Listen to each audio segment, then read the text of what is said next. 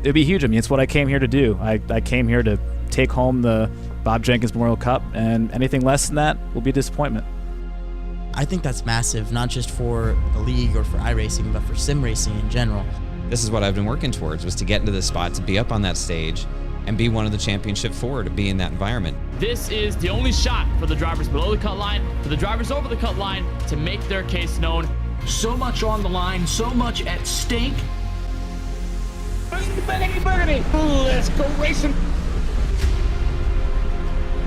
This is the roll of the dice for Colin Fern. This is his call that may well get him a Championship 4 ticket if it pans out in his favor. But a caution comes out. This could be exactly what Fern was looking for. You gotta be kidding me. All right, drivers, we're gonna go ahead and fix this order. And by doing that, we're gonna go ahead and line everybody up on pit road. We're gonna stop this race. Our drivers are having a little bit of fun. It's the first red flag, I think, in the history of Monday Night Racing. We're just trying to sort out scoring.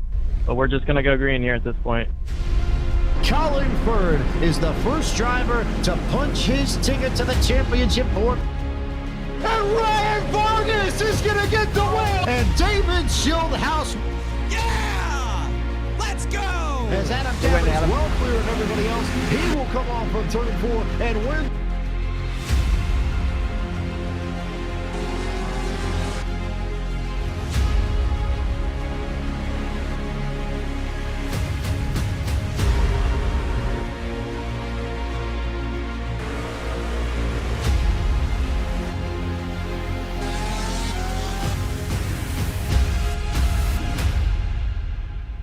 I'm the only real-life driver that made the Final Four, so I think we're going to have to do a lot to prove some people wrong.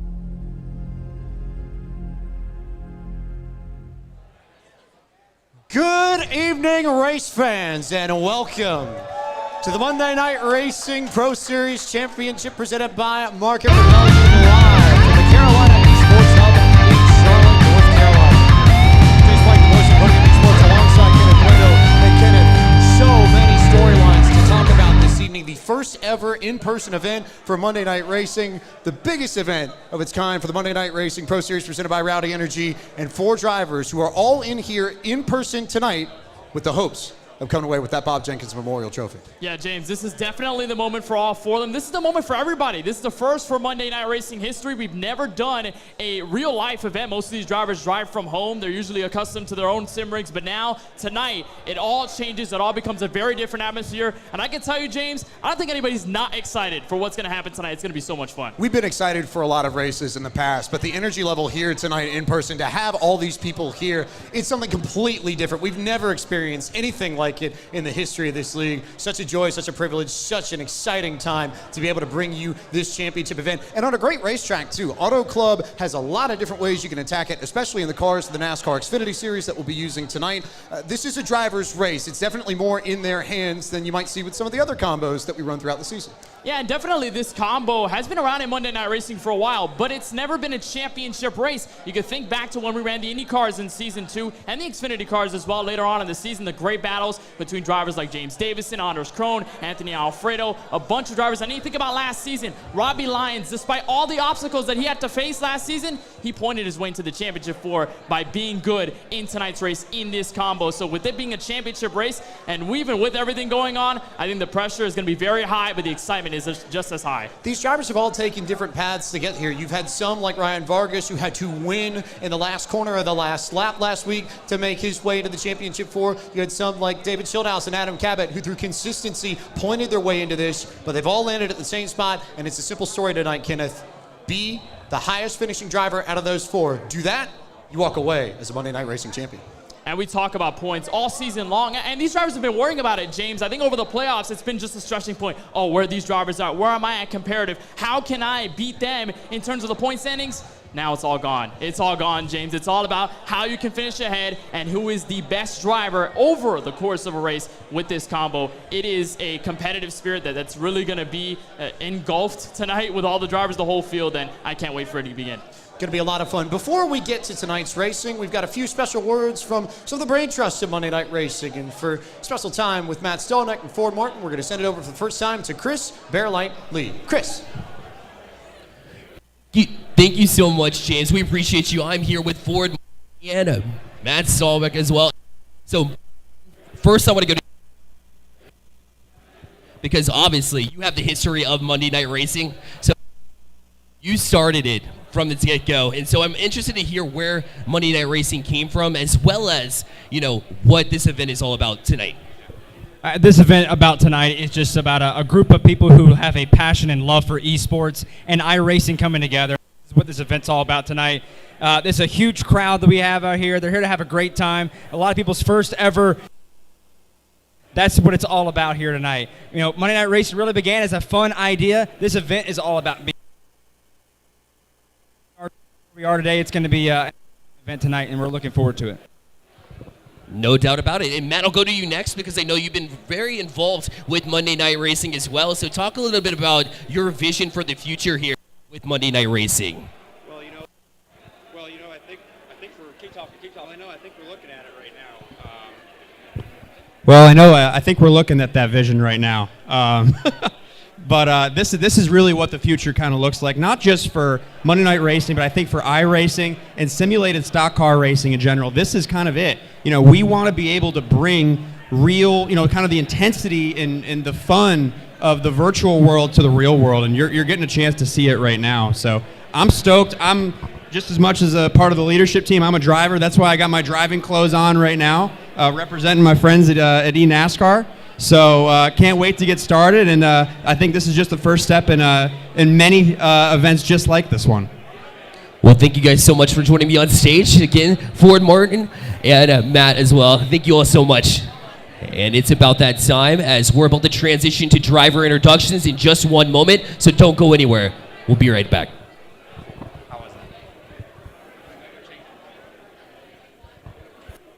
Really, really cool to hear from Ford, Matt. So much work that's gone into this event, the planning that's taken place over the last month, all the Zoom calls we've been a part of, all the meetings that we've been a part of to help put this together. But let's turn our attention to the Championship 4 a little bit, because they've all taken different paths to get here, not only within the racing, but in real life as well. You've got Ryan Vargas, driver for JD Motorsports in the NASCAR Xfinity Series. You've got Adam Cabot, who won the championship at Anthony Alfredo's Esports Racing League last year to earn a place into MNR in Season 3, almost won the title last season, back for a shot at the championship for this season. And then you've got Colin Fern, who works for Vanderbilt Motorsports in the NASCAR Xfinity Series. And so much fun coming out of everything that we're going to see here. I'm almost speechless at points. Yeah, definitely speechless. And especially with all four of these drivers, you think of all different walks of life from sim racing. You mentioned it, from real life drivers to people who work on race teams, people who just stay on the sim and have fun. Exactly what Monday Night Racing is all about, bringing everybody together. And that's what we're doing here tonight. Not only with this event, the Carolina Esports Hub, with the Championship 4 overall. You're going to get to see all the storylines,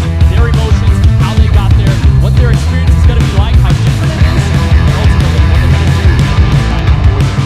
We also did not forget about Taylor Shieldhouse. For those who might be wondering, we definitely are not going to forget about the man behind the 20 car, who's got a little bit of a mix of both. New partnership announced with Charlotte Phoenix just a few weeks ago. He's going to be helping with the Coach Series program in 2022. Also does a lot of streaming on the side because he loves to race just as much as the rest of us. Sort of a blend between real life and racing, so he sort of sits in the middle. He's got a lot of experience in this car, this track. Certainly one of the drivers we want to watch this year. And he definitely did. He showed a lot of speed, not only through practice and times, pre-racing, but also in the course of the season, his confidence really is in over the Monday Night Racing field. He's got a lot of experience. Moving down Shieldhouse, the other great It's going to be fun battle. Davis and the title goes to me. But there are a lot of other drivers that we know are here tonight too. Not just the Championship 4, we've got a lot of drivers that are racing in the venue in person tonight. All of them to you. We're back to It is driver introduction time. We want to hear you make some noise here in the Carolina Esports Hub. Let's hear you. We can do better than that. Let's hear it. Put your hands together. We're excited. Starting with the 9 drivers that'll be in the pits tonight. Over to your left, my right. We'll start with those 9. The first one is the driver of the number 23 Shieldhouse Chevy from Ridgefield, Connecticut, Anthony Alfredo.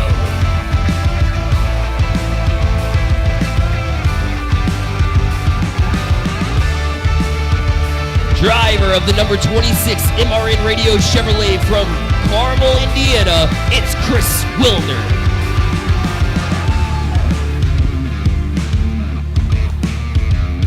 And driver of the number 29 Charlotte Phoenix Toyota from Napa, California, it is James Bigford.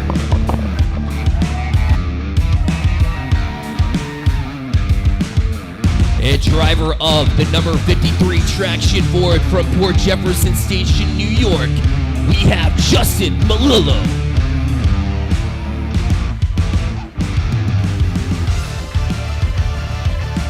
Driver number 60 Mohawk Fountain Ford, it's Brad Perez.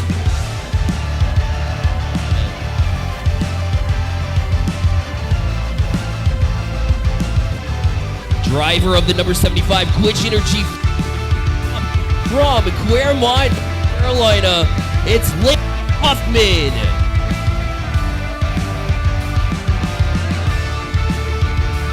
And the driver of the number 91 Oakland Athletics Chevrolet from Anaheim, California, it's Cole Irvin.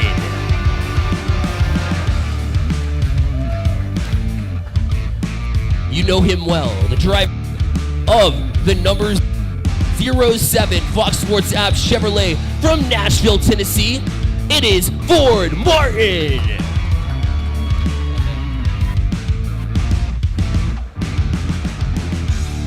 And driver of the number 41 NASCAR Chevrolet from Syracuse, New York, it is Matt Stallneck.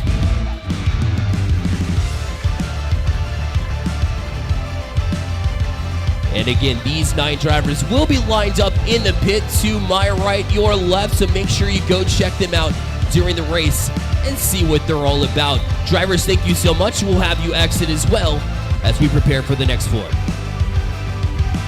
Everybody make some noise for those 9 drivers. All right. All right.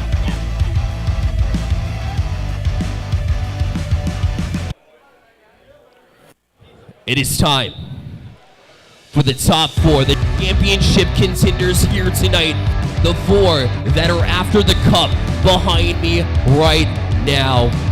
It's about time to announce of 1 race this at Chicagoland and 2nd championship for appearance. Driver of the number 17 Chevy from Glen Gardner, it is Adam Cabot.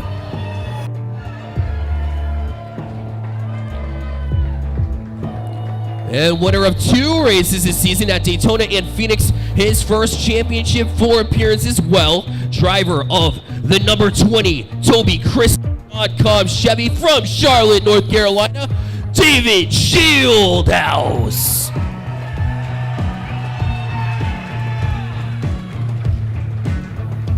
Next up, we have winner of 2 races this season at Knoxville and won his way in last week at Nashville. His first championship 4 appearance, driver of the number 6 Get Wet Chevy from La Mirada, California, it's Ryan Vargas.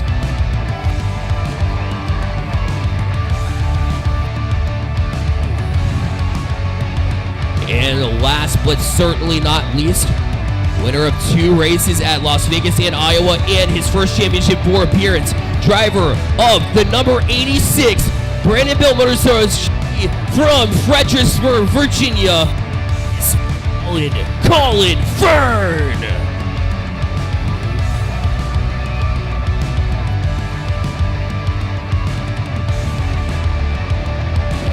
And these racers will prepare themselves now at their vehicles. And right now, we ask that you rise and remove your hats as we have the presentation of the invocation featuring Lonnie Klaus.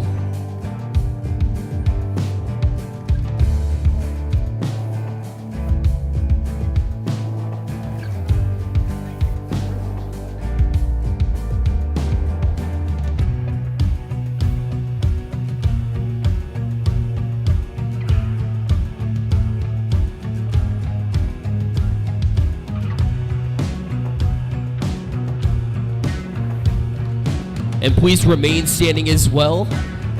Singing the national anthem here tonight is Morty Mortimer.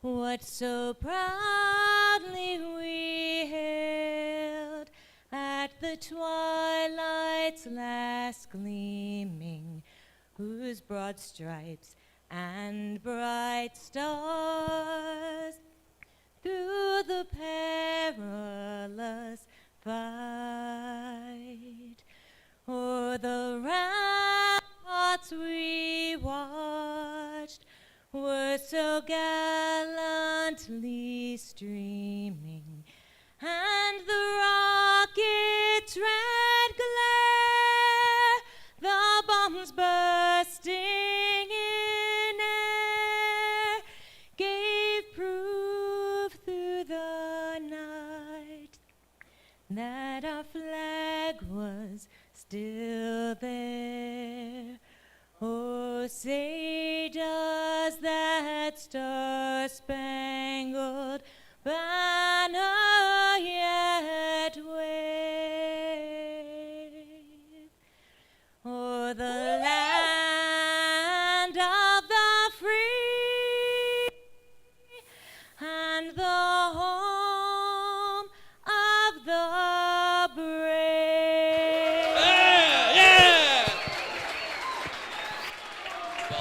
Well done. Thank you so much, Marty. We're going to go back down for the qualifying. We'll toss it over to James in the booth. Slightly different order of operations than what you see in a normal in real life race, because we got a little bit of qualifying we need to do. We need to figure out where these drivers are going to start in this Rowdy Energy Monday Night Racing Pro Series Championship presented by Market Rebellion. In track position, even though it is Auto Club, maybe not necessarily the most important thing, but it's always a good thing to have when you start off this race. Yeah, it definitely is, and we've talked about track position being key in many of these races, and it's pretty much proved itself. I mean, think about a couple of weeks ago, Iowa, Colin Fern, if he didn't stay on, that caution didn't come out, if he wasn't in that track position, he probably wouldn't have won that race and locked himself into this event here at the Carolina Esports Hub. So track position is going to matter here. This track is a very big venue, so you've got a lot of space to work, and you can also be in the draft, so maybe that could help a little bit. You may even see some strategy on the play in here at Auto Club as well. We've seen it before in previous seasons, so who knows, it could happen again. We've seen strategy, we've seen all sorts of races, like we said earlier, this is a driver's track. This is a track where you've got 4 or 5 lanes to work with when you get going green flag racing. I would expect, Kenneth, that we're probably going to see a lot of crazy action on the restarts, a lot of people going to the apron, a lot of people going all the way to the top, a lot of people doing a lot of different things just to try and get the edge on the next guy. Maybe you're right up by the wall and trying to get spots once the green flag drops. Maybe you sit at the bottom and try and avoid all the chaos that may or may not go on top. You don't know the road to victory lane, but somewhere within this race, in this racetrack, someone's going to find it.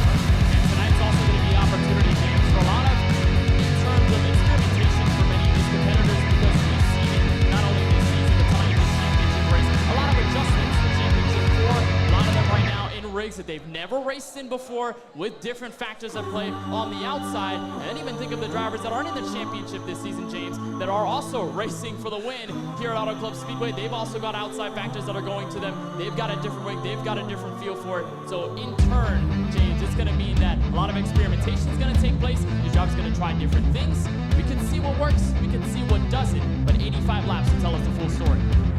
Watching a lot of drivers set qualifying times and laps now. We'll keep you posted as these drivers put up times over the course of the next 5 minutes. Short qualifying here, but enough to get 2 laps in. Enough potentially get yourself on pole as we know some Adam Cabot is one of the first championship 4 to go out and try and post the time. He's just rolling off quickly right now. There's a good shot of Ryan Vargas getting ready to throw down his qualifying time. Potentially going to get a starting spot. Cabot there. They've gone pretty cool, pretty relaxed, and that's largely been the case throughout the whole weekend. They're saving some house, just getting his bearing set up. Colin Fern there, ready to go too. Lots of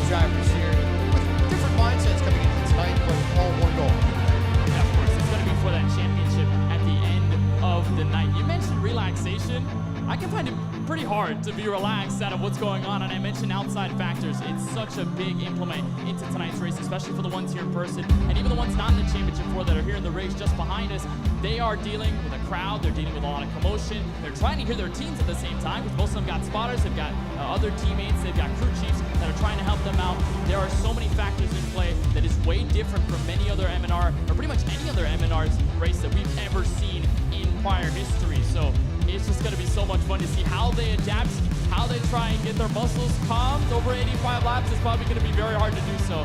We'll just have to find out whether they can do it. And that's one of the interesting things that we talked about before we went on air, about how most of these drivers haven't necessarily had the opportunity to race in front of an environment like this. Usually you're just in your home, you're just all by yourself, and you can pretty clearly hear everything. There's tons of ambiance in the background that we can hear. These drivers are all trying to communicate with their teams, with their spotters, just like they would every other week, with so much on the line. There are a lot of different things in play here that are just different enough that maybe it throws off one of the Championship 4, maybe it doesn't phase somebody and they rise to the occasion. Again, all things that we have to find out, because we don't know. We've never experienced it either. Yeah, we've never been a part of this at all. And that's just a big unknown at the end of the night that we're just going to find a big answer to. And maybe this does, like you said, throw some people off. It may turn a driver into a different direction. Maybe approach-wise, they could think strategy could be a sort of a different route than they expected just because of everything that's going on.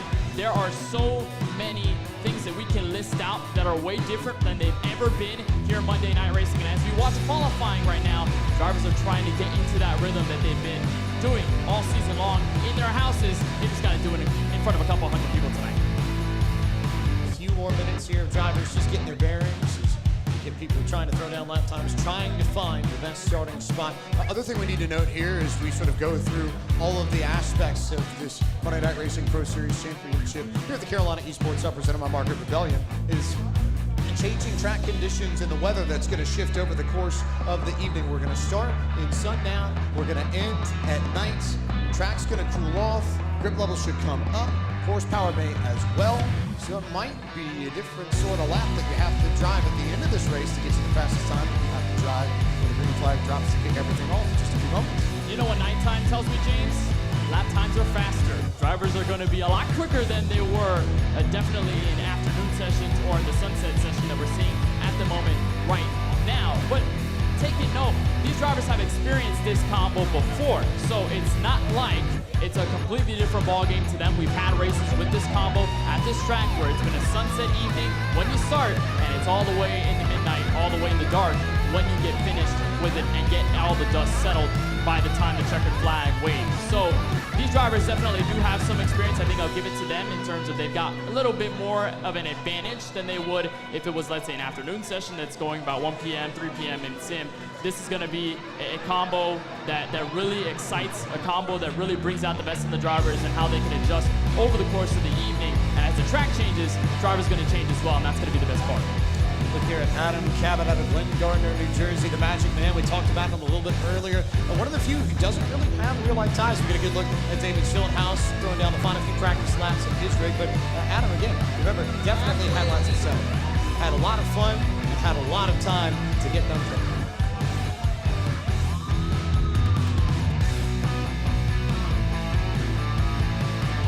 As we watch the drivers right now, I mean, you see how Cabot is taking his line. And like you said, we've got a wide track. We've got a lot of opportunities to make speed. And so in qualifying, drivers are looking for those lines. They want to be either next to that white line, like we see Adam Cabot do it right now. As you continue to look at David Shieldhouse, is most likely doing the same. You see some drivers maybe set up their lap by going all the way to the outside safer barrier and trying to use some of the wall aerodynamics to help them get through the corner and get as much speed as possible going down to the main straight. So pretty much in qualifying what you're seeing at the moment, and as you're looking at the Championship 4 drivers right now, all they're doing is just trying to focus in, trying to see what works here at this wide Auto Club Speedway and see if it brings them the best lap time and in turn gives them the best track position by the time the green flag waves. One of the prohibited championship favorites on your left, Bob Jenkins Memorial Trophy in the middle, and that we've haven't had the chance to talk about that, but a really cool move from the Monday Night Racing administration to name the trophy after one of the legends of the sport. Led ESPN's broadcast for nearly 20 years. The most recent recipient of the Squire Hall Award during the NASCAR Hall of Fame induction ceremonies a few weeks ago, as someone who we were lucky enough to have on our broadcast towards the end of his life. Just one of the sweetest and kindest folks you're ever going to find in the industry, and someone who I think is very well deserving of that trophy. Yeah, definitely so. I think if you talk to any motorsports enthusiast that's watched broadcasts over the past 25 or so years, when they hear the name Bob Jenkins, they know immediately it's going to be respect. And exactly with the way Jenkins kind of carried himself, with the prestige that he also carried with himself as well. Every time he stepped into the booth, no matter what it was, whether it came from NASCAR races to the IndyCar IRL kart split in 1996, he carried it through, and he carried it in such an excellent way that you can only respect. And I'm definitely happy that we get to have a champion title tonight with his name in honor with the trophy. The race fan who just got lucky from Richmond, Indiana, and turned an IMS Hall of Famer, who now will forever have his name on the championship trophy of Monday Night Racing. Going to be really, really awesome to see. And I'll be curious to see who's holding that thing at the end of the night, because I think most of the people in this field, not everybody was maybe cognizant. There were certainly people that were alive when Bob was calling races for ESPN, and even later on for Versus and the NBC Sports Network. But I think most people in the field tonight understand the significance of his name and what it means for his name to be on the trophy, how cool of an honor that is, and how special that would be for any one of our championship four to win it this time around, and then anybody in the Monday Night Racing field next year. And that probably gives them more motivation too, James. You think about it. Obviously, they've got motivation to win this title. They come into this race at the championship four, knowing they've got one going on, like you mentioned at the top of the show, but then knowing that the trophy's in honor of a great man like Bob Jenkins, they're like, okay, I want to win this title even more. I want to hold this in honor of him. I want to hold this in honor of M&R and the great season that's kept up so far. And for them to go out here to think about that, to think about all the factors in play, they're going to be highly motivated. And I think that trophy, just hearing the name alone, gives you a sense of, yeah, I've got to win this. Really, really special stuff, no doubt about it, as we are officially in qualifying. Good look at the trophy one more time. Pretty nifty to hold it in your hands. I got the chance to sort of walk around with it and claim glory that I never would be able to as little a driver. Flex, little flex, Look, little flex. That's the closest I'm ever going to be to that thing, all right? Because I've got no driving ability. I'm competent. I won't wreck a car, but outside of maybe the graveyard shift at the Rolex 24, I'm not going to be able to do much of anything, right? So, that was the best case I was going to be able to make for me to get my hands on that. But no, really cool. And I think even I sort of got the meaning of it, just sort of looking at it. I was like, okay, this isn't just anything. This is something really special. Yeah, I think I'm jealous a little bit. I'm a little bit jealous, James, if you got your hands on that. I got to see it from a glance. That's all I got to do. But you saw a couple of looks at the drivers there. Colin Fern, I think he's definitely all motivated to go for this title because he's been one of the most aggressive drivers we've seen all season long. And then you think about a driver that you're seeing right now, Ryan Vargas. Think about the championship route that he took and how unexpected it was. Last week, we were yelling at the top of our lungs about him going to the start-finish line and winning the race after Adam Cabot and Garrett Smithley got together out of turn 4. So, I mean, to think about everything that's going on, the drivers, the championship, this atmosphere here at the Carolina Esports Hub, you can tell they're trying to get in focus, but I think in the back of their mind, they're thinking, this is insane. This is something that I'm probably never going to experience in my life up until maybe later on. This is the first, and this is going to be a momentous moment, not only in M&R history, but for their lives as well.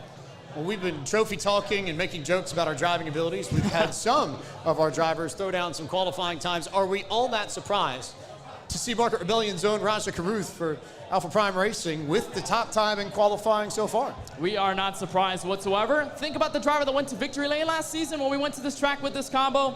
It was Raja Caruth. So I think going into this race, he is going in with a vengeance to defend himself. And we talked about sort of the heartbreak that he went through after losing out of the chance to make it to the championship 4. So now that he's going into this race, I think he's more motivated than ever. He's more determined to be as fast as possible. And knowing that he's a previous winner with this combo, it's not surprising to see him go out for the top spot, even though Adam Cabot is not too far behind. Be curious to see how the frustration affects him or doesn't affect him tonight, because he was close. He was right there in the mix for a championship 4 spot last week, got into an incident with Anthony Alfredo and ended up in the fence and ended his chances to make the championship 4. But it's not like Raja doesn't have speed. He was part of the championship 4 season ago. He was right in the thick of it in the playoffs this season, and certainly one that we'll have to watch, even though he's not here tonight, not part of the championship 4, somebody who could absolutely come in and claim the checkered flag, make it a little bit more interesting for championship contenders. He could be a spoiler. Who knows? We've seen it multiple times with the playoffs where non-playoff drivers have kind of crept into the mix of a championship play, whether it's in the playoffs or whether it's going to come here tonight from the Auto Club Speedway. So Raja Caruth is doing that. Adam Cabot, though, I think it's definitely a deja vu moment because him and Caruth, they tackled for the title last season at Homestead of Miami, so it's not like they don't have any previous history running at such a high level in M&R competition before. Caruth knows that obviously he's just going for the win. It doesn't matter what's going to happen with him, but he knows that the championship competitor right behind him that he's faced before, I think he's going to take some notes as well on what Cabot's going to try to do in the beginning of this race, especially if Cabot holds his spot in P2. Just looking at the board here, Cabot's in the top 10, Shieldhouse is in the top 10, Anthony Alfredo's in the top 10, James Bickford's right on the edge of it. Lots of big-time names, but that's what you come to expect with Monday Night Racing. So much star power. And, oh, by the way, a two-time Australian Supercars champion also in the top 5. He may be a spoiler, too, because Shane Van Gisbergen, he's not run all the races, but when he has run in this league, he's been quick. He's been a threat for victory lane every single week. And I know I mentioned last season all the way like a broken record, but look at last season, look at the record SVG has had over the course of his starts. It's unbelievable how he's been able to creep up through the field, be so quick over a long run, even as aggressive as he is, and be able to go out and win races in dominating fashion. And we've seen him do this before this season. It's just unfortunate that he really hasn't been able to shine as much as possible like he did last season, but this qualifying effort right now, P3, it looks pretty good for the driver of the motocross series in the 97.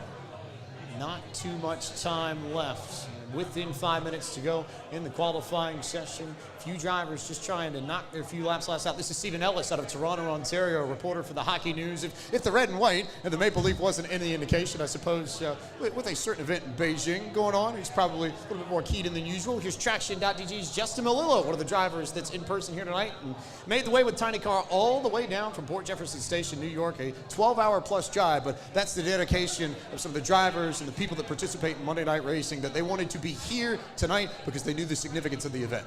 Yeah, they definitely did. And as we look in at qualifying is coming to an end, we're going to head to the grid in just a couple of moments. I mean, the greatness for everybody here, not only just Melillo, but Alfredo, Brad Perez, everybody that's here, they made the trip, whether they were far or not. And they're here. That's all that matters, and that's what's going to be on the spotlight tonight. Of course, we'll keep our eye on the championship 4, but don't count out any of those guys either. They're here. I know they've got some outside factors, but a lot of these guys do have speed week in and week out. So maybe we could see them head to victory lane, and we'll catch the celebration if they get it. And that's exactly the point that I was about to make. I'm glad you hit it, Kenneth, that yes, the focus will obviously be on the championship 4, but don't rule out any of the folks here in the pits. We've got 9 of them that have speed, that have won races in this league before. It's not like they're significantly slower than any of the drivers up on the big stage. Far from it. And we just have to keep track of all the storylines. That's our job, to juggle all the balls that are in play tonight.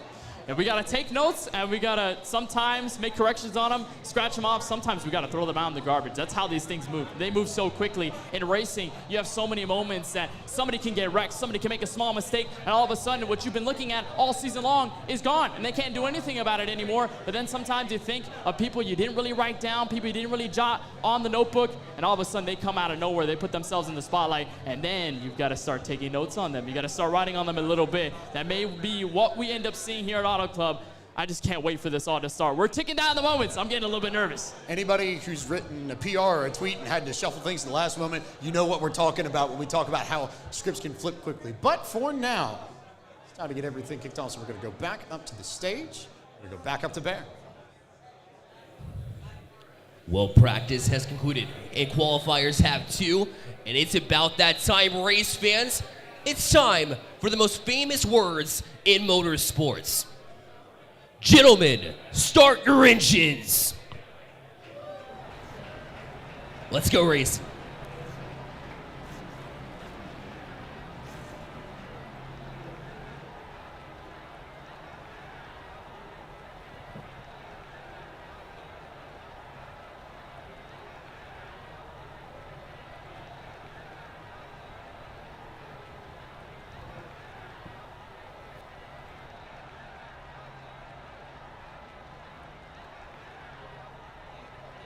Time at long last to bring you our starting grid for this Monday Night Racing Championship race presented by Market Rebellion for the Monday Night Racing Pro Series presented by Rowdy Energy, our Beef Jerky Unlimited Pole Award winner for the Bryant Shock Technology starting grid. Raja Caruth with a fast time of 41.098 seconds. He's joined on the outside of the front row by Championship 4 contender Adam Cabot. Shane Van Gisbergen and Colin Fern, another Championship 4 driver, will make up row number 2. In that third row, you're going to have Josh Balicki and Gabe Wood. Balicki won earlier with the MX-5s at Daytona. Gabe Wood, a victor in MNR in seasons past. DJ Cummings and David Shieldhouse will start in 7th and 8th in row 4. Brandon Brown for RaceXR.com starting alongside Connecticut's Anthony Alfredo, who completes the top 10. James Bickford in the 29 for Charlotte Phoenix Esports rolls off P11. He'll find Will Rogers for Space Station Gaming out to his outside. Championship 4 competitor Ryan Vargas in the 6 will have a little bit of work to do here in tonight's event. He starts 13th with Preston Pardis on his outside in the 42. Brad Perez is one of the drivers in person here at the Carolina Esports Hub tonight. He will roll off 15th with Seth Egger in the 57 alongside him to complete row number 8. 17th belongs to the 75 of Landon Huffman, followed by the 53 Traxon.GG's own Justin Malillo, before you find Matt Stolnick in the 41 and Devin Henry, James Pike to complete the top 20. It's Max Kennan and Dylan Welch who will make up 21st and 22nd on the grid. 23rd is where you'll find Case Callenbach. Photographer Mark Rabillish was down at Daytona a week or so ago. He starts 24th alongside Ford Martin, who you heard from earlier, is 25th. NHRA Funny Car champion Ron Capps starts 26th alongside Steve Affont, who rolls off from 27th. 28th on the grid is Brett Baldeck from Queen City News. Stephen Ellis, who we mentioned in qualifying from the Hockey Dudes, will start in 29th. 30th on the grid is Garrett Miller. Your final 3 drivers on the grid this evening, Michael Massey, MLB pitcher Cole Irvin, and MRN's Chris Wilner completing this 33-car grid. As we get set to race at Auto Club, Kenneth Bueno, why not you take us through Auto Club Speedway and tell us all about this facility? Well, when you go to Sunsoak, California, you cannot ignore this 2-mile, 3.2-kilometer, large, D-shaped over an Auto Club Speedway located in Fontana, California. Not as old of a track as a lot of the others we visited in MNR history, only born in 1997, but has played host to a lot of great NASCAR Xfinity Series races, a lot of NASCAR Cup Series events. They'll host one this year in 2022. They've hosted a lot of IndyCar races as well. You'll find 14 degrees of banking in every single corner, only 11 on the main front straightaway, which we've seen a lot of passes be complete out of turn 4, and only 3 degrees you'll find on the back straightaway. Fastest lap though, fun fact, James, a 240.942 mile per hour lap set by Joe DeFerrin back in 2000 with the kart Indy cars. We're not going to be nearing those speeds here tonight with these Xfinity Series machines, but it's just to let you know how large and fast this track is. Those kart cars back in the day, they were moving. I think that's the best way to prove it. They move quickly. As we take a look at tonight's race analysis, we go for 85 laps, 170 miles, just over 270 kilometers this evening. One fast repair, as always, available to these drivers. 3 green-white checkers if we need them. 3 sets of tires in the pits. And the key here, a 75% fuel tank. The window, about 28 to 33 laps. So you're going to have to pit at least twice in order to make it to the checkered flag, and then maybe even a little bit beyond that. In sim, the current time of day is May 15th, 2022. The default day for iRacing, right around 8:15 p.m. local time. Air temperature 74 degrees Fahrenheit. Track temp 76 degrees Fahrenheit. Wind center to the north at 2 miles an hour. And surprisingly, we're pretty close to the Pacific Ocean. We've got no humidity in the air, but those temps will drop. Grip will pick up as this race progresses because we'll lose all sunset and go into complete darkness. That's going to be big. And you can also see it right now on the racetrack as you take a look at the championship for their motos. Before we go green, a couple of them trying to warm up their tires before Barney the Flagman sends us off into turn 1 for the very first time. But grip is going to mean a lot. It's going to be hard to find over the long run here as the tires wear out. But everybody's ready. Anticipation is building. Anxiety is there as well. That doesn't mean that all these people aren't ready for it. Should be a lot of fun. For the first time this evening, let's go down to pit road where we'll join up with our very own Taylor Burris for late breaking stories before we get the green flag. Taylor. Tonight, talk to some of the drivers here on pit road before we got started with the race. A new experience that they are certainly looking forward to, as all of them are going to be utilizing the same type of equipment compared to what they're normally used to. Now, some drivers are used to this style of racing with this equipment. Others trying to get used to it by using a single monitor compared to triple monitors. And one thing also to keep in mind is that's going to be a big help for them. It's going to be spotters. That's right. Some of these drivers will have spotters in their ears to help them out in case to see what's going on around them. So drivers such as Adam Cabot will have Bailey Turner in his ear to help him along the way and possibly win a championship. Really big point that he makes, KB, that some of these drivers, especially those in the championship 4, they're all on equal rigs, but not everybody has the same rig setup as what they're driving tonight. And again, another one of those wrinkles that might throw things off. It's another outside factor along with the commotion of the crowd and the whole atmosphere here at the Carolina Esports Hub. Some drivers like the setup they've got here tonight. Some of them kind of still getting used to it over even these pace laps as we get closer to the green flag. But I think over the course of 85 laps, these drivers are going to get used to it, whether they really like it or not. And then they'll start to focus, okay, here's what I got to do. Here's what I can apply, like I do at home in my own rig. And then that's where my speed is going to come from. That's where I get to show who I really am as a Championship 4 competitor. And no doubt, we'll see it out of these 4 here in this race as the pace car is about to get set to go for pit road for the very first time. We're going to get the green flag.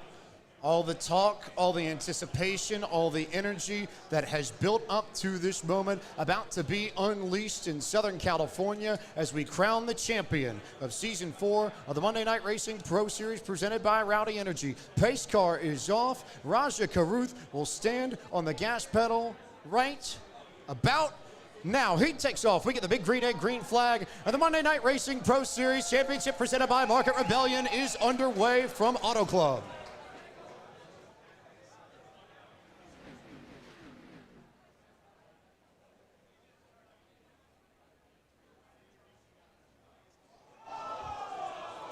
Trouble there in turn 3 and 4 as a few cars get together. Looks like Colin Fern might have been one of them as everybody scatters. And before we even get a lap done here, Kenneth Plato, we're under the yellow flag in the Monday Night Racing Pro Series Championship presented by Market Rebellion. The chaos is already starting here, James. And Shane Van Gisbergen, I think, was just trying to use a little more throttle than he could have there out of turn 2. You could see the heavy right side damage to the Falcon Toyota Supra. And as he tries to pick up back to his spot where he was starting within the top 3, he's going to have a lot of work to do, at least down pit road. Fortunately, we do have faster pairs here in Monday Night Racing, so he can get a quick fix. We'll see if he does just that. He made contact there, I believe, with the 86 there of Colin Fern. I think, James, that just washed up a little bit too high on the track. You see him transfer from the inside of the middle. Actually, his car got loose and just slams into Fern's race car. And as he goes for a wide ride, everybody else, I think, tries to scatter to get away from it. It's the first lap jitters. It's hard to get away from, and when somebody makes a mistake like that, it's hard to avoid. And from one of the drivers that isn't present in tonight's race, Shane, of course, racing from his rig down in Australia. Here's another look at the incident, but yeah, big storyline here. Colin Fern, one of the Championship 4, almost undoubtedly out of a faster pair early, and that is absolutely going to change the way he approaches the rest of this race as you see his onboard of what happened. You see right there, just absolutely nothing he can do. I mean, when we talk about wreck avoidances in iRacing, wreck avoidances in real life, and in a good amount of situations, you can try to move out, you could try to hop on the brakes, and you could just kind of place your car in a way that you can get away from all the trouble. Right there, where Colin Fern was on the outside of Shane Van Gisbergen, obviously could not expect at all that he was going to come up the track and get into him and send him into the outside safer barrier. So Fern with an unfortunate start to this race here from Auto Club Speedway. Good news, of course, he's got the fast pair. He can get a clean race car from now on. But like you said, James, his approach, it's probably radically different, and we talk about throwing papers away in the trash. He just threw his agenda into the trash. Is going to have to write a new one. I think the tough thing for the rest of this field, too, just watching this, is that this caution came so early that, maybe you might be able to save a few laps of fuel, but it's not, deep enough into this race, maybe even by like 5-10 laps or so, that you can change your pit strategy and try and knock out a pit stop early. The best you can do is maybe clutch and coast and save a few laps of fuel, but most everyone in this field is still going to probably have to pit twice. Yeah, drivers are going to have to pit twice. And I think we talked about it a little bit earlier tonight when we were preparing for stuff here at the Carolina Esports Hub. We were concerned. We were kind of wary about how pit strategy was going to unfold because it's 85 laps. You can go max probably 33, maybe 35 if you save enough on a tank of fuel here with these Xfinity Series cars. So you can't go close to all the way. You can't even get close to halfway. So it just makes drivers have to think a little bit more. And as the drivers have their headsets on, they're probably thinking, what can I tell my spotter? What can I ask him? How much information can I get from my spotters, my crew chief, from anyone that could guide me in a direction, and so that I can go down pit road and that I can get this whole fuel situation out of the way? Because drivers want to race. They don't want to really worry about fuel or tires, but it may come down to that tonight. Good. We'll see who actually decides to coast under this. Meanwhile, if you're Raja Karuth, really nice chance to reset here. You get the chance to breathe. I almost wonder if this incident knocks out a lot of the jitters and makes things a little bit wild, but could be a little bit crazy. In the meantime, though, let's go down to Taylor Burris, who's got a word with Colin Fern.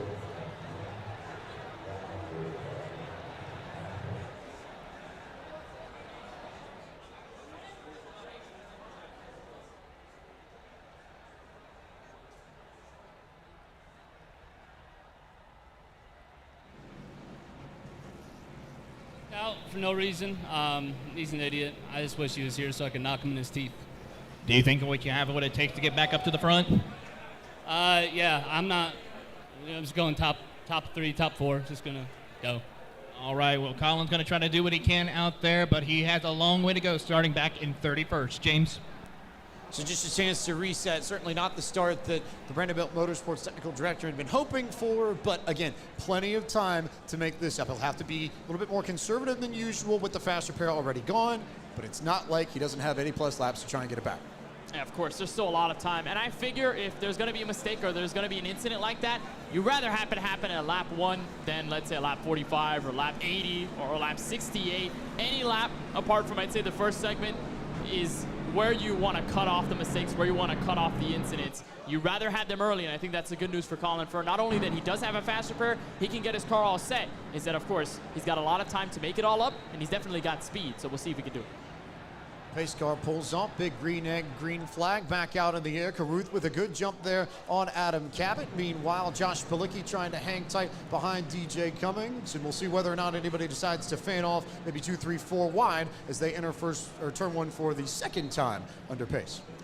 We'll see if they're clean coming out of turn 2. A very good run by the 17 of Adam Cabot. He's going to tuck right to the back bumper of that 44 machine. It looks like a couple of drivers have already situated themselves through. They're almost 2 wide, almost 3 there, as DJ Cummings is going to look under. He's going to try and peek into the top 5 for the very first time tonight. He was looking underneath James Bickford there, who's just behind him in P6. Actually now looking towards Josh Balicki in the 54 machine. So he goes to the bottom. He'll sail in. He'll get 4th. But so far, Raja Caruth in control this lap.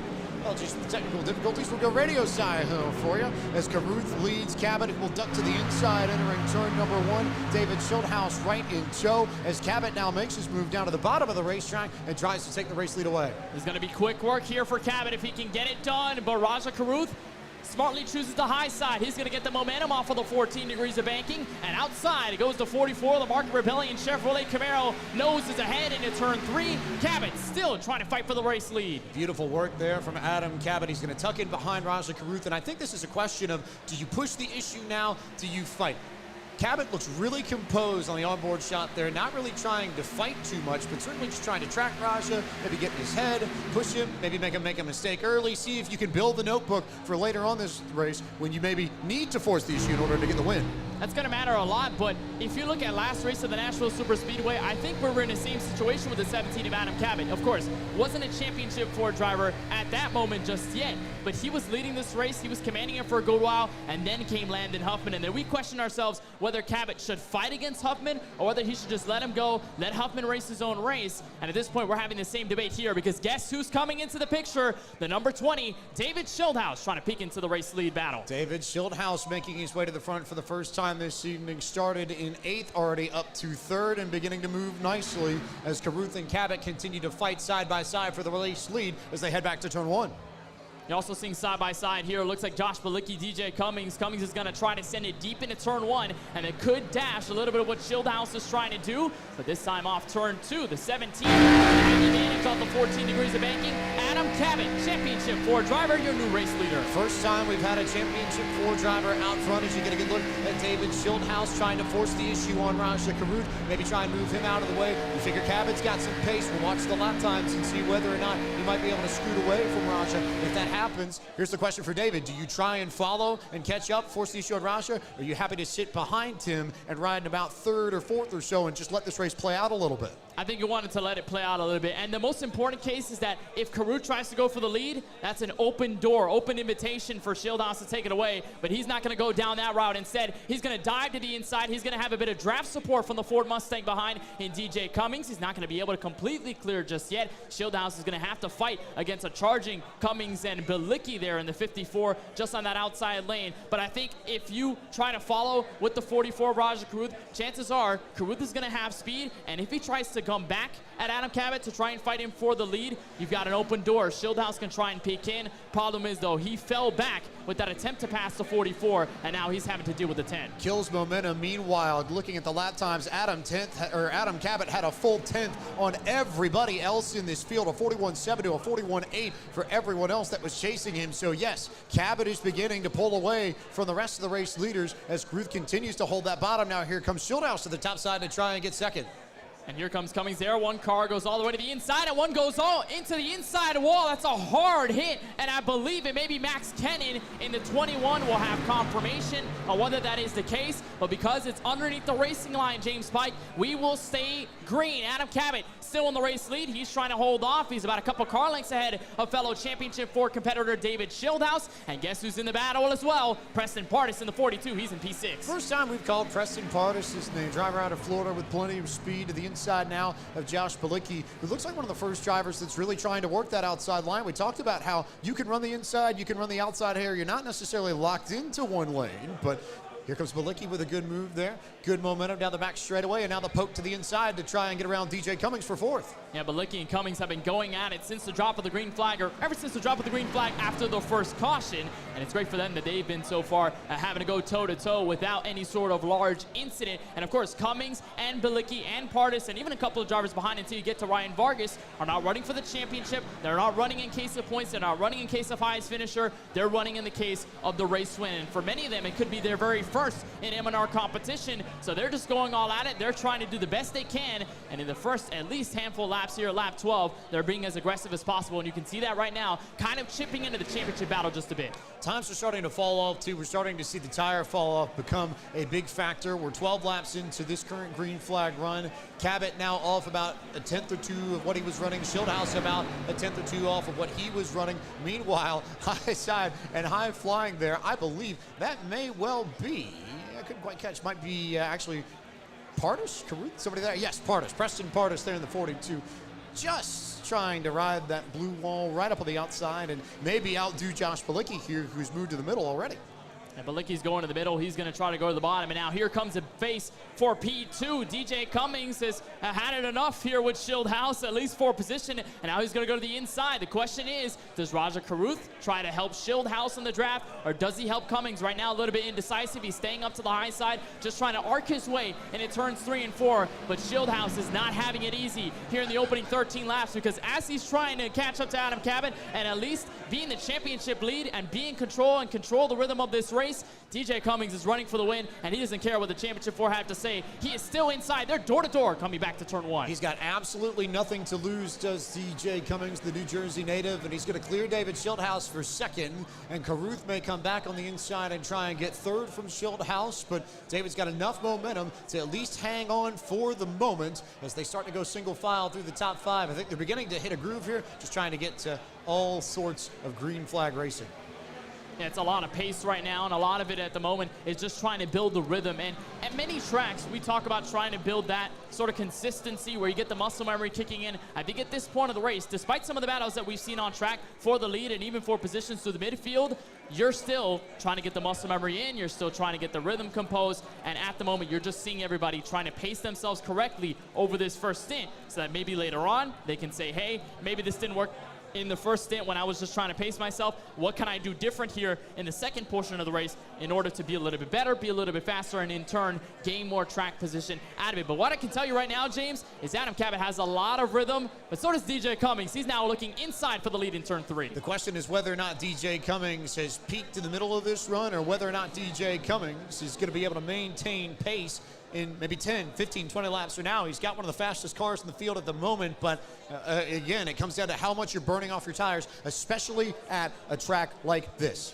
And we talked about this track, how wide and how fast it is. Of course, a 2-mile track. You've got a lot of space to maneuver, but don't let the looks fool you. This track can burn off the right front in an instant, and that's been a case of concern for many drivers, James, going into tonight's race with this car that doesn't really have a lot of downforce and has a good amount of power underneath the hood, 650 horsepower. When you try to roll it through the corner, when you try to push it a little bit too much, and you try to get as much speed as possible on the exit, that right front is going to be screaming for grip, and over the course of the run, it is not worth it to do just that and to push the car as hard, because as soon as you get an advantage in the beginning of the run, the long-term pace is going to start to fall off, and that may be the case here for DJ Cummings. We still don't know that just yet, but what we do know right now is he is still on the quarter panel, Adam Cabot, and that has opened the door for Raja Caruth to maybe pick a hand in this. I don't think Raja Caruth's going to mind them battling all that much as we go a little bit further back in the field. You've got Ryan Vargas, Championship 4 driver, fighting alongside Brad Perez. No, it's not what's it at softball, Kenneth. They're actually racing here in Monday Night Racing, and a few others trying to make their way up through this field. Got a lot of people that are strung out, though, and that's a thing that we've seen outside of Raja Caruth and DJ Cummings. They're all just trying to make it through these laps. I don't get the sense that too many people are trying to fight hard just yet.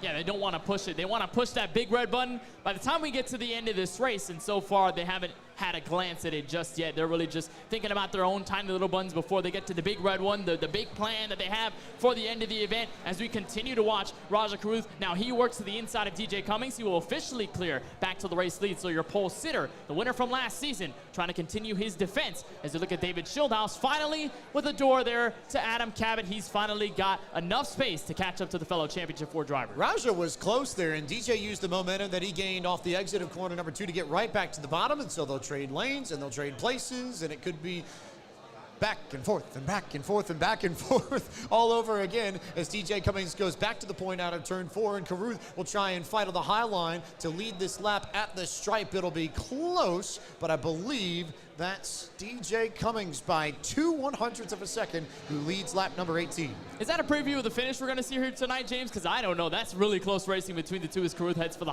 outside in turns 1 and 2. Potentially, we don't know. David Shieldhouse, cool as a cucumber. Seems like a recurring theme through the Championship 4. At least they look the part. Whether or not internally they're feeling that way, we don't know. We can only go off of the facial expressions, but he's certainly concentrated, definitely not worrying about anything else besides this race and this race only. And you can see from his eyes the focus that he is giving to the screen, that he's giving to this race. And we've talked about the stories of each of the Championship 4 competitors, whether they were expected to be here, whether they didn't expect to be here, whether it was a miracle, whether it was a last-minute win like Ryan Vargas, or whether it was just consistency over the entire campaign. There's many different stories at play, but one story we can definitely tell is that Shieldhouse has had overbearing confidence. He's been definitely very instilled on what he can do, how fast he is, and he's displayed that every single time on the racetrack. And he told you, James, championship goes through him at the start of the season at Daytona where he picked up the win. So ever since, he's just been on the same mission, the same plan, and as he goes to the inside of Adam Cabot in turns 3 and 4, this is an opportunity to take the championship lead. At least for the moment. Lots of racing left to go, but David Shieldhouse beginning to show his muscle and say, hey, yes, Cabot's had pace. Yes, Cummings has had pace. Yes, Raja's had pace, but I'm here, I'm fast too, and the championship still goes through me. You're right, that's been the recurring theme out of the Shieldhouse camp all throughout this season of Monday Night Racing. This is the opportunity for the Ohio native to prove it to everyone and become a champion of the series for the first time. And he talked with a bunch of the people in Media Day here at the Carolina Esports Hub, and what he said was, I've got all 10 fingers wrapped around this trophy. They've got to pry it out of my hands. So best believe, as he continues to try and pressure Adam Cabot, that at least as soon as he takes the championship lead, if anybody wants to take it away from him, they're going to have a very hard fight on their hands. He's not going to give it to him easy at the moment, as he still rides P4, staying in the draft. And it looks like for the moment, James, everybody wants to stay calm. And like you mentioned, getting their laps in, getting a rhythm. This is exactly what's going on. And also the tires are falling off, so that's equalizing the field as well. The battles I see are actually a little bit further back. You look back past Brad Perez, Gabe Wood, James Bickford, and Landon Huffman are door to door. That's for 9th and 10th at the moment as these two continue to creep up. You'll see that battle just at the edge of your screen on the right side there. Bickford in the Charlotte Phoenix colors. Huffman up top in the red machine. You've got Brad Perez in the Mohawk Foundation car looking to the inside, trying to get a spot and trying to enter the top 5 for the first time, but they're still all chasing Raja Caruth as Cabot goes back to the inside of DJ Cummings.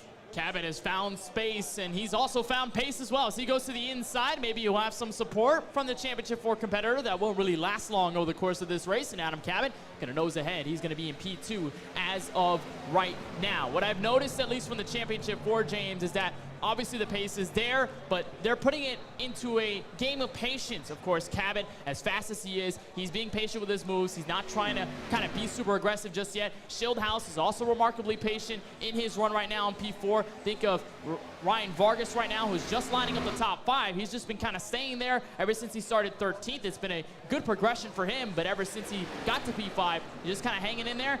And then look at Colin Fern. Patience after the first lap crash out of turn 2. He's now P16 after starting 31st on that restart.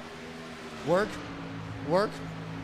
Don't tell him about work. He knows exactly what he's doing. Just an Norwich, New York native. He's had so much speed everywhere we've gone. It's been so impressive. So, yes, he's not necessarily in the frame yet, but Fern's going to have the opportunity to rebound. But again, remember, the fast repair is gone on his car. He had to use it up after that first lap incident with Shane Van Gisbergen. And as you get a good look at the crowd here at the Carolina Esports Hub. We're just outside of uptown Charlotte, North Carolina, and a lot of special meeting here for everybody here. First ever in-person iRacing event in the city of Charlotte that we know of. Biggest event in the history of Monday Night Racing, and a lot of happy fans either milling around or watching the action take place on the screens here. It's just magical to see everybody here, James. I mean, when we're home, we can see maybe the excitement in the chat rooms from our streams, from our social medias, but we can never see their faces. We can never see their remarks. We can never hear the ohs and the ahs whenever something happens on track. And now we get to do that tonight. And as you continue to look at the crowd, we'll pan back to Ryan Vargas, who's still in the top 5, chasing around Shieldhouse and Cabot. You can definitely feel the energy. You can sense it. And as everything has happened so far over the course of the first 25, it's just a little taste about what we're going to experience for the next 60. As we continue under green flag conditions, going to bring in a few special guests here to talk about this event. Of course, you mentioned that Market Rebellion Crypto, part of the operations here and proud presenting partner of this Monday Night Racing Championship. And we're now joined by Glenn Fife, the events manager for Market Rebellion. And Glenn, how exciting is it to be part of an event like this with all the history and all the hoopla that surrounds it? What's it mean to you? What's it mean to Market Rebellion to be part of this championship? Yeah, you know, this is an incredible event put on by Monday Night Racing, and we're just really happy to be a part of it. Gaming, esports, you know, and crypto really go along well together, and so it's exciting for us to be a part of something that's growing, especially exponentially as this series is, and so we couldn't be happier to be a part of an event of this magnitude. It's one of a kind. What drew Market Rebellion to sim racing in particular? What was so exciting about this field, and what really grabbed the company and said, this is something we want to be a part of, this is something we want to get involved in big time? Yeah, you know, it started with us sponsoring Tommy Joe Martins and their Alpha Prime Racing team a couple seasons ago, and then we've continued that partnership with them. And so we've brought that into iRacing just because Raja, races for us, and we really saw a market that really bodes well with cryptocurrencies and whatnot. And so for us, what we really thought of, and one of our core principles, is discipline. And in a sport like this, you really have to have a lot of discipline to race in this series, especially. And as you've seen in a lot of these races where guys will run up front and then all of a sudden they'll fall off the race, that crash, whatnot. They're leading the whole entire race, and then maybe because of lack of discipline, they don't finish the race, right? And that's something that we really preach, and that's something that really goes together well with iRacing and just racing in general. You have to be excited about the Market Rebellion crypto driver up near the front of the field. You've got a special one in Raja Karuth. What did you see in him that drew you to partner with him, and how excited have you been to be all over his car every week throughout the season of Monday Night Racing? Yeah, for him, it's his dedication to it. He shows the discipline there. There's been some instances where he's had some tough luck, but for him, it's the dedication, and he really practices day in, day out for this thing, and it's translated into the real racing as well, right? And so it's awesome to see him out in front right now currently, and hopefully he can put a little spoiler in for this race. Any ideas to what the future holds for Market Rebellion's partnership with Raja, with Monday Night Racing, with NASCAR? Any fun things that you're looking forward to in 2022? Yeah, so just a couple weeks ago we announced that we are continuing the partnership into next year with Monday Night Racing. We'll continue our partnership with Alpha Prime Racing. Just this last week we announced our program Rally for Valor, where we're hosting Gold Star families at every single NASCAR race this season. So it's really exciting for us to be able to give back to veterans and their families, and in partnership with the Navy SEAL Foundation and Robert Irvine Foundation to be able to do that is a really exciting opportunity for us, and we can't wait to continue to be involved in NASCAR and esports in general. We're excited to have Market Rebellion along for the ride. Excited to have you a part of this championship event. Glenn, thanks so much for your time, and we'll turn it over to your colleague, because I know you're not the only one from Market Rebellion that has things to say. We've got Matt Montemayor here, who's with us as the head crypto analyst for Market Rebellion. And Matt, for those who aren't all that educated with the crypto market, just explain your position and what you do with the company, and what's your day-to-day like.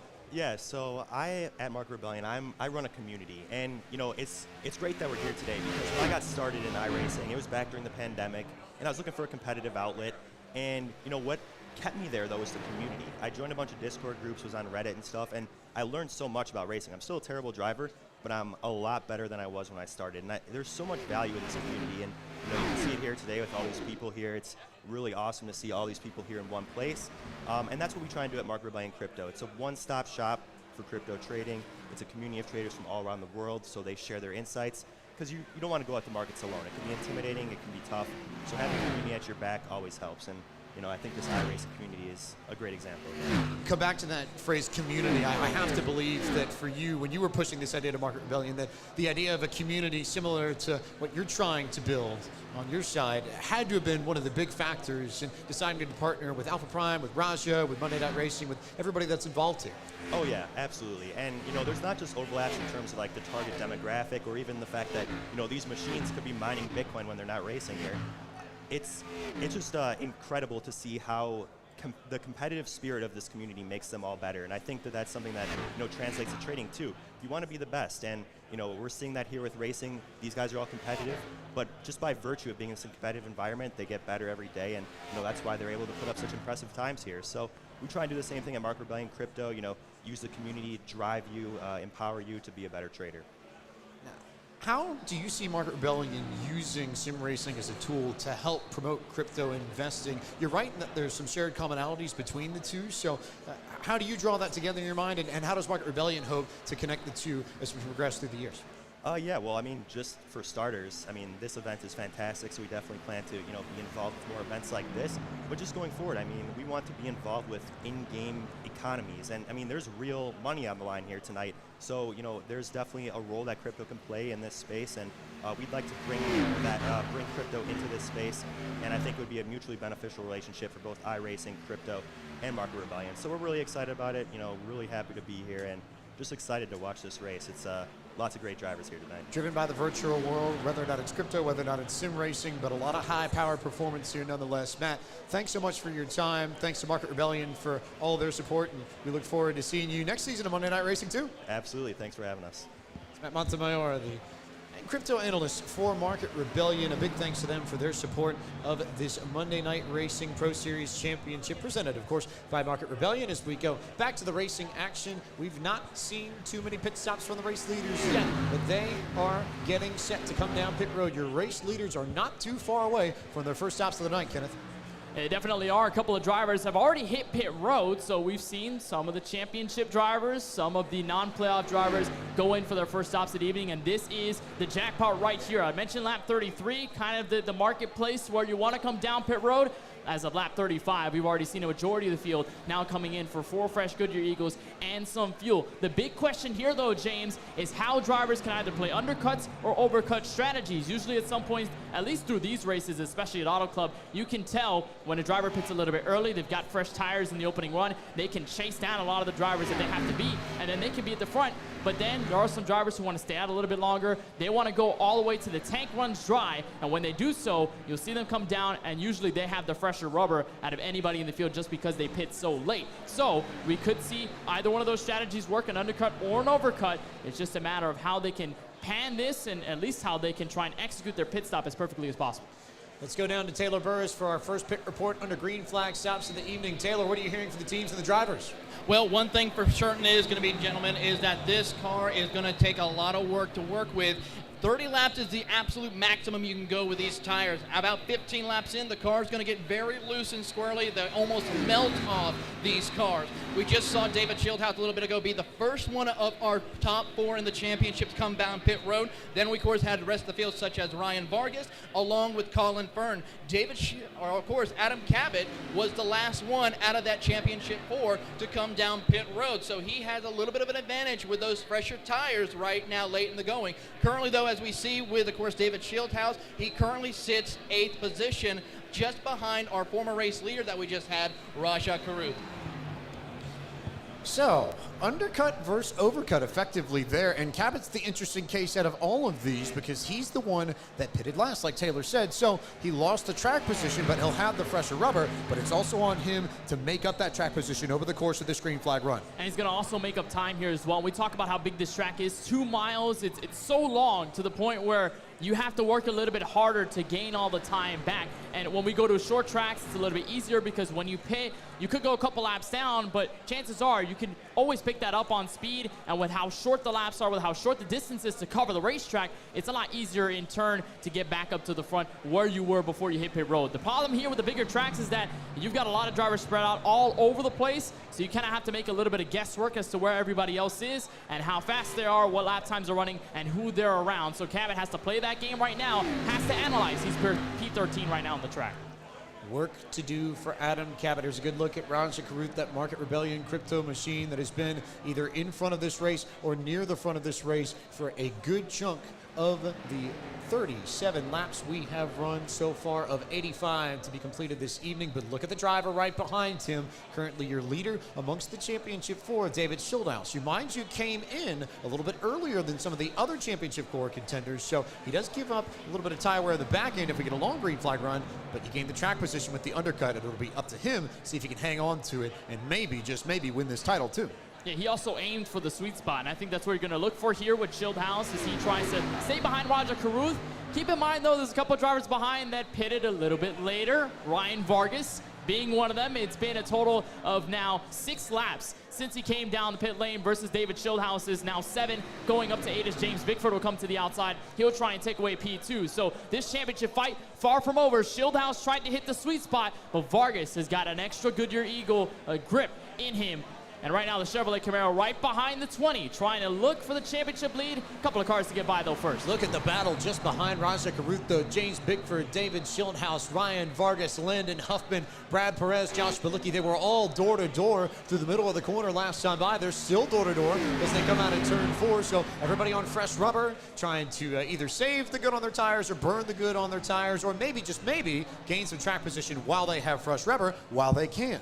Exactly, that's the moment you're going to have to try and pounce on as Karuth. I think he's got a lot full in his rearview mirror. He's getting a little bit nervous, maybe watching it a little bit more as they continue to go side by side. And now Ryan Vargas, this could be a pivotal pass. He's now to the inside of the 20 TobyChristie.com Chevrolet Camaro, but not before Landon Huffman could try to make it 3 wide. He's going to send it to turn 3. Look at Landon Huffman go to get to the bottom and try and make some track position up. He's up to 4th to the inside of Vargas. He goes as Karuth is clear of everybody, but David Shieldhouse just to the outside here of James Bickford. You can see the nose of his TobyChristie.com Chevy Camaro just to the right side of your screen as he carries the momentum from the high line and maybe, just maybe, might be able to steal second into 1.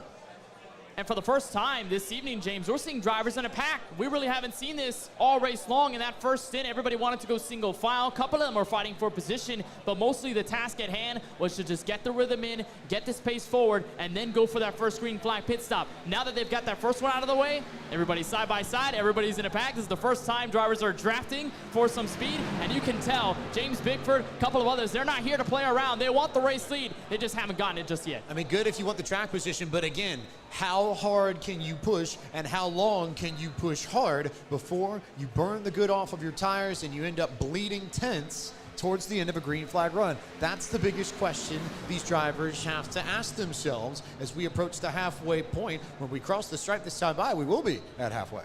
Yeah, we definitely will. Drivers are now going to look for their potential second pit stop, which is going to be a lot of fun if we stay green, maybe under yellow, if we do get a caution after that first lap incident between Shane Van Gisbergen and Colin Fern. We could see the whole reset happen and then everybody not having to worry about fuel, mostly going to be worrying about tires for the end of this race. We have yet to find that storyline come up, but at the moment, we've just seen a lot of great battles for position. Right now, DJ Cummings in a fight with Ryan Vargas for the top 5, and at the point you can see James Bickford having to hold off Landon Huffman, just could not do it. Landon Huffman is able to take P6 going into turn 1. As we have crossed the halfway point of tonight's race, it's time to bring you the iRacing Midway Race Break, which is always brought to you by iRacing, the world's premier online racing game.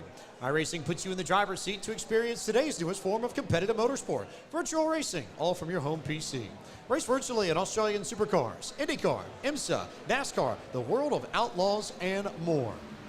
Raja Caruth, your race leader, ahead of David Shieldhouse, Brad Perez, DJ Cummings, and Ryan Vargas complete the top 5. Landon Huffman rides in the 6th position. 7th belongs to James Bigford. Josh Balicki holds spot number 8 in the standings. 9th is where you'll find Matt Stelnick. And 10th in this race so far, Kenneth Cueto, is Gabe Wood.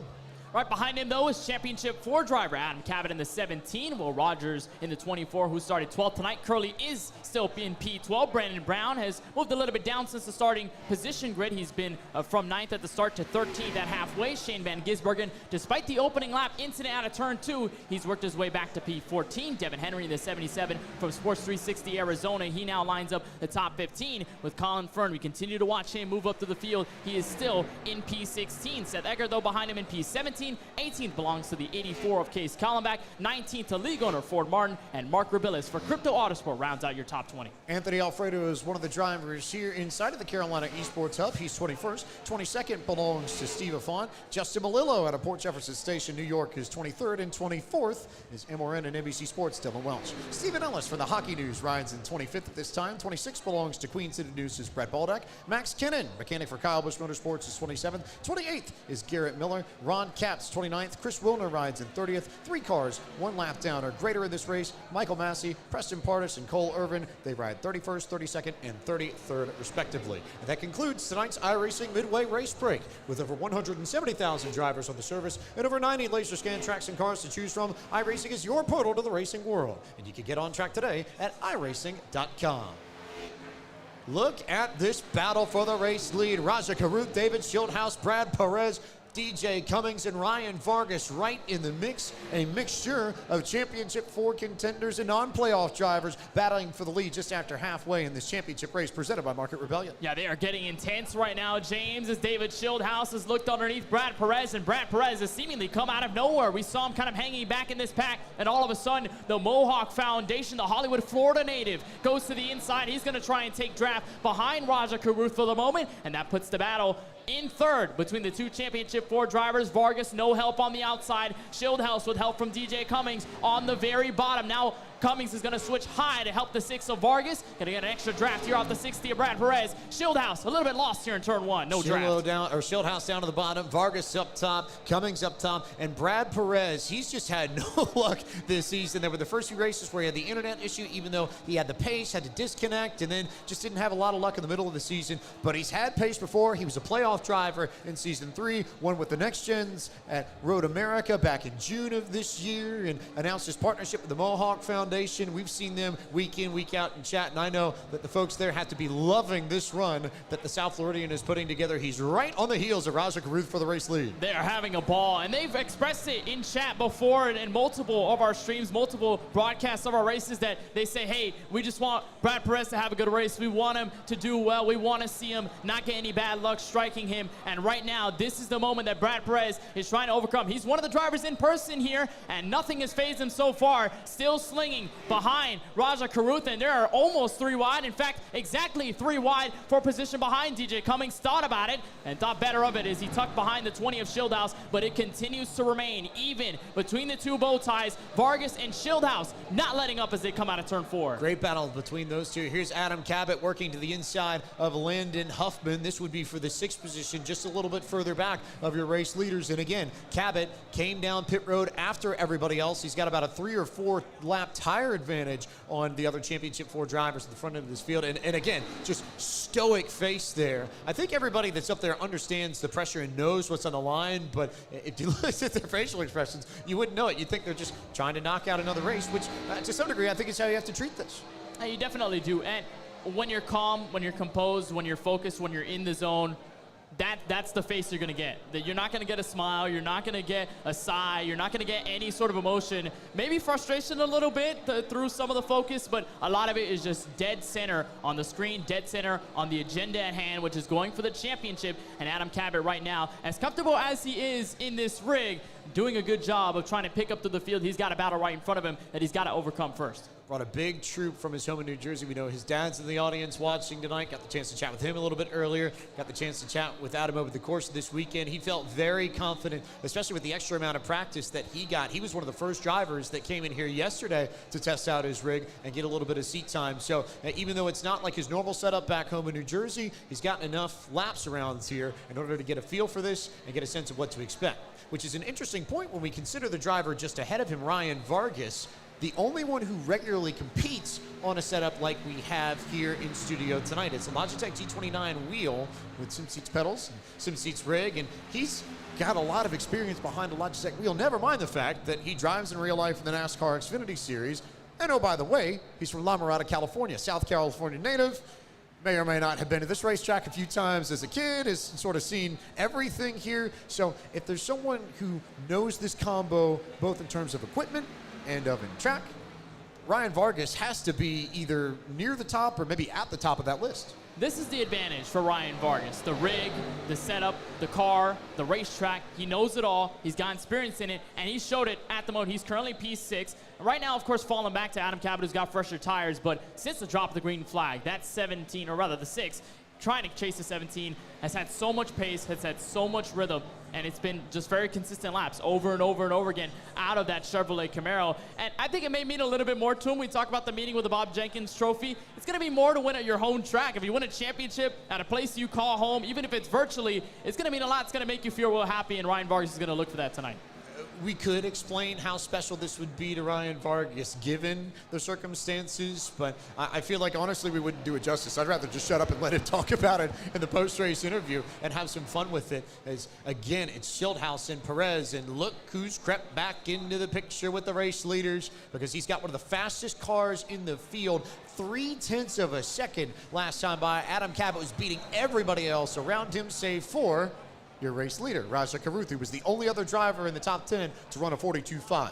Now, Karuth is keeping this long run pace. You can tell he's pretty patient. He's not rushing his race car. He's just keeping it smooth, consistent, and just continues to run great laps. He's got drivers behind him, but chances are, if Adam Cabot gets up to this fight like he's about to do right now, he is pretty much on the money to go side by side with him, which in turn will lose him some time, and Karuth can look in the mirror and say, bye-bye, guys. I'm going for this win. I'm going to defend it like I did last season, and it's going to work here for the 44 if he can make it all the way. And, of course, we're still expecting a second green flag pit stop, of course, if we don't get a caution here with 32 laps to go. So think about it, James. There's still a lot of strategy at hand. We'll just see if Raja Karuth is kind of able to stay executed here. He's been able to maintain calm. He's been able to keep that pressure among the rest of the field in the championship to stay in the front and dominate this race. That last pit stop, though, is going to be very crucial for him if he wants to win. They're really, really, really big, especially because, remember, we talked about the fuel window being about 33 laps, and that's on the far end. So if you're trying to save, that's about as far as you can stretch it. We've still got drivers that have to make it a ways. And the big question now, and I would think especially for someone towards the back end of the lead lap, if you're looking somewhere in the ballpark of, maybe somewhere down like 25th, 6th, 7th, 8th, I would say it might be worth it to take the gamble and potentially come down now and try and run a full fuel run all the way to the end. As Ryan Vargas, I believe, might just come down pit road here over the next few laps to try and get some fuel. May indeed be on the way, and I believe we had reports that fuel situation may be a little bit crucial here for Ryan Vargas. Taylor Burris, Vargas kind of worried right now about how much fuel he's got in the tank here for the end of this one.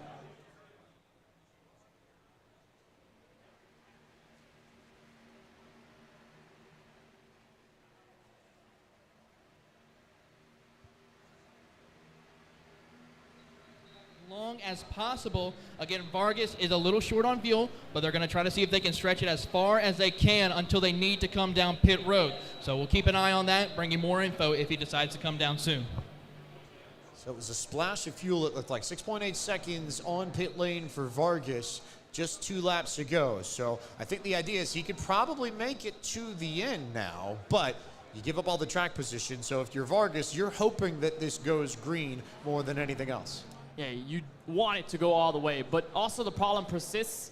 You just pitted now. You probably pitted for tires most likely, or maybe you didn't. It depends on the strategy but it's going to fall them behind the competition, no doubt, because yes, they're going to pit, they're going to kind of cycle through, they're going to fall through maybe to the midfield, but they're going to come back because they've got fresh Goodyear Eagles. Ryan Vargas is just kind of in a weird middle ground. He's going to try and find maybe a loophole, maybe some sort of escape route to get ahead and potentially maybe put himself on a different strategy as he tries to catch up to race leader Roger Carruth. But we do have a couple of drivers, including championship competitor David Shieldhouse, on pit road once again. This could be the final stop here to make it to lap 85. Convenient opportunity to knock down some it's GG now, isn't it there? Nice branding on the water bottle. David Shieldhouse gets a little gulp, gets a little drink, gets himself set up, and this could be the final stop here if we don't get a yellow flag. It's been a very green flag race here. We had that opening incident with Shane Van Gisbergen and Colin Fern, but other than that, it's been very much about tire strategy, about fuel strategy, and this has been in the driver's hands pretty much the entire way. It's been about what they can do on the track, and number two, what they can do with their minds, what they can do with their spotters, what they can do with their crew chiefs to make it all the way to the finale of this race. And this was a situation that happened last season. Another comparison to last season's race where Carruth was in the lead. We had a long green flag run after maybe some couple cautions in the first stretch of the event, but ever since, stayed clean, stayed green, and then everybody was just worrying about, when can I go down pit road? Can I make it? And if I can, what can I do to try and make sure that I can all the way to the checkered flag? It's panning out sort of like a deja vu scenario here with many of the drivers who did race last season. So it's a whole different ball game with a championship on the line. But safe to say, you can make a lot of comparisons to what happened just a couple of months back. You could. I also am noticing here, just looking at the board, that Adam Cabot is deciding to stay out. He is letting this go all the way. So Cabot, much like Colin Fern did 2 weeks ago, trying to stay out, potentially get the yellow flag, come down pit road, not worry about losing all that track position. And maybe, just maybe, we have an interesting wrinkle or two thrown into this as we're getting word that Landon Huffman is speeding, and also seeing that Adam Cabot is deciding to come down pit road now as he completes lap 59, coming to lap 60. So right around 25 to go, and Cabot making what could be his last stop of the evening. This is definitely going to be his last stop unless we get a stretch of yellows near the end of this race. But for the moment, in the mindset right now, this is the final stop. This is the money stop that you got to execute here to make it all the way to the end and just try to compete for this championship. Everybody all cycling around, and Landon Huffman, I think, going to pay the price here. Got a speeding penalty. He's going to fall back to the field, and he's going to really lose out on the track position after what was a very strong start for the 75 Chevrolet Camaro. This puts, though, Colin Fern, I think, close to the race lead as he is just behind Roger Carruth. And now Carruth decides to go on pit road. So hard on the brakes goes the Alpha Prime Camaro. A little bit of squish out there, a little bit of kick out the rear end. But I think Carruth made pit road speed. He's okay. So he comes down. Colin Fern going to take over the race lead, it looks like, because Fern, even with the pace there, managed to make things happen. We're seeing a lot of shuffling here on the board, a lot of people jumping around spots and waiting for this cycle to settle out to really get a good feel for who is where and who's doing what. And at this moment, as everything cycles through, it's just trying to figure out how drivers now play this, because at the end of the first green flag pit stop, we had a huge pack, everybody chasing Roger Carruth, and this time it has completely separated the field altogether. So there is no crowd behind the race leader. It is just everybody all on their own game. Some drivers really not even fighting anybody. They're racing the track, they're racing themselves at this point in time. And so when everything cycles out, that's when everybody gets brought together. But for the moment, everything's all spread out. Colin Fern, I think, definitely happy that he's got on a strategy that can put him in the race lead, as Shane Van Gisbergen, who was once at P2, has now made the trip down pit road. This will shuffle Devin Henry into second. You can look at some of the other drivers here in the pit, just working their way through proceedings and having a lot of fun with it. We invited a lot of people here tonight to just race and be part of the atmosphere, even if you weren't necessarily part of the Championship 4 or had one of the major rigs up front. You've got all sorts of different kinds of wheel combinations, all sorts of different kinds of setups. You've got one Justin Malillo. I know that's his PC that he brought down from New York to race here. But again, everybody brings their own wheels if you're over in the pits, has a lot of fun, but it also underscores that you don't necessarily have to have the same setup in order to be competitive, in order to be fast, and you don't have to break the bank in order to get some speed on iRacing. And we've seen drivers here, of course, the Championship 4 on very sophisticated rigs. Some drivers here like Bigford, Landon Huffman, they're on very sophisticated rigs of their own. But then look at this, a Thrustmaster TMX for Chris Wooner there. 2 pedals just made out of plastic. It's a relatively cheap wheel. And guess what? He's still wheeling it out on the track, and he's still having a lot of fun. He's still relatively quick. So, of course, like you said, it doesn't need to be a huge rig, doesn't need to be a motion rig, doesn't need to be the most sophisticated, the most expensive thing out there. You can go on race on the most simple setup possible, and if you've got pace, you've got pace in that control. We talked to many drivers that have similar setups, very simple setups, and they're still able to put lap times out and race wins out of the track. You think of Timmy Hill, NASCAR Cup Series driver. He races on a normal rig with a normal screen, with a normal everything, doesn't need to have a complicated setup, and he's one of the fastest drivers out there on the sim. So you don't need anything crazy, you don't need anything wild. All you need is a wheel, a pedal, a computer, you're ready to go, and you can be fast. Good shot there, Justin Melillo's car, the Traction.gg machine for the E-Bob-pocracy. He'd be the first to sort of downplay that, but really one of the best NASCAR reporters in the business, and we're certainly lucky to have him here tonight. But Colin Fern, your race leader, this is a very commanding position that he finds himself in, because you look at the stint lengths and when everybody came down pit road, and the only driver I see that came down earlier than Colin Fern, Adam Cabot, at least within the top 5. And also Shane Van Gisbergen, who pitted 2 laps ago. Of course, we mentioned it just a little while back that he made this trip down, so maybe the tires could help him. What I'm noticing here is that there's one driver who's staying out a little bit more, maybe holding out hopes that a caution could come out and help his case. Devin Henry in the 77, of course, a member of Podium Esports Zone. He's a Sports 360 Arizona reporter, was just out in Phoenix a couple of weeks back for the NASCAR Next Gen test. He's very excited for the upcoming year. He's very excited to be a part of Podium Esports. And earlier today on Twitter was just ecstatic to get this final race in, as he currently rides P2. But you watch a battle a little bit further behind. David Shieldhouse, Ryan Vargas.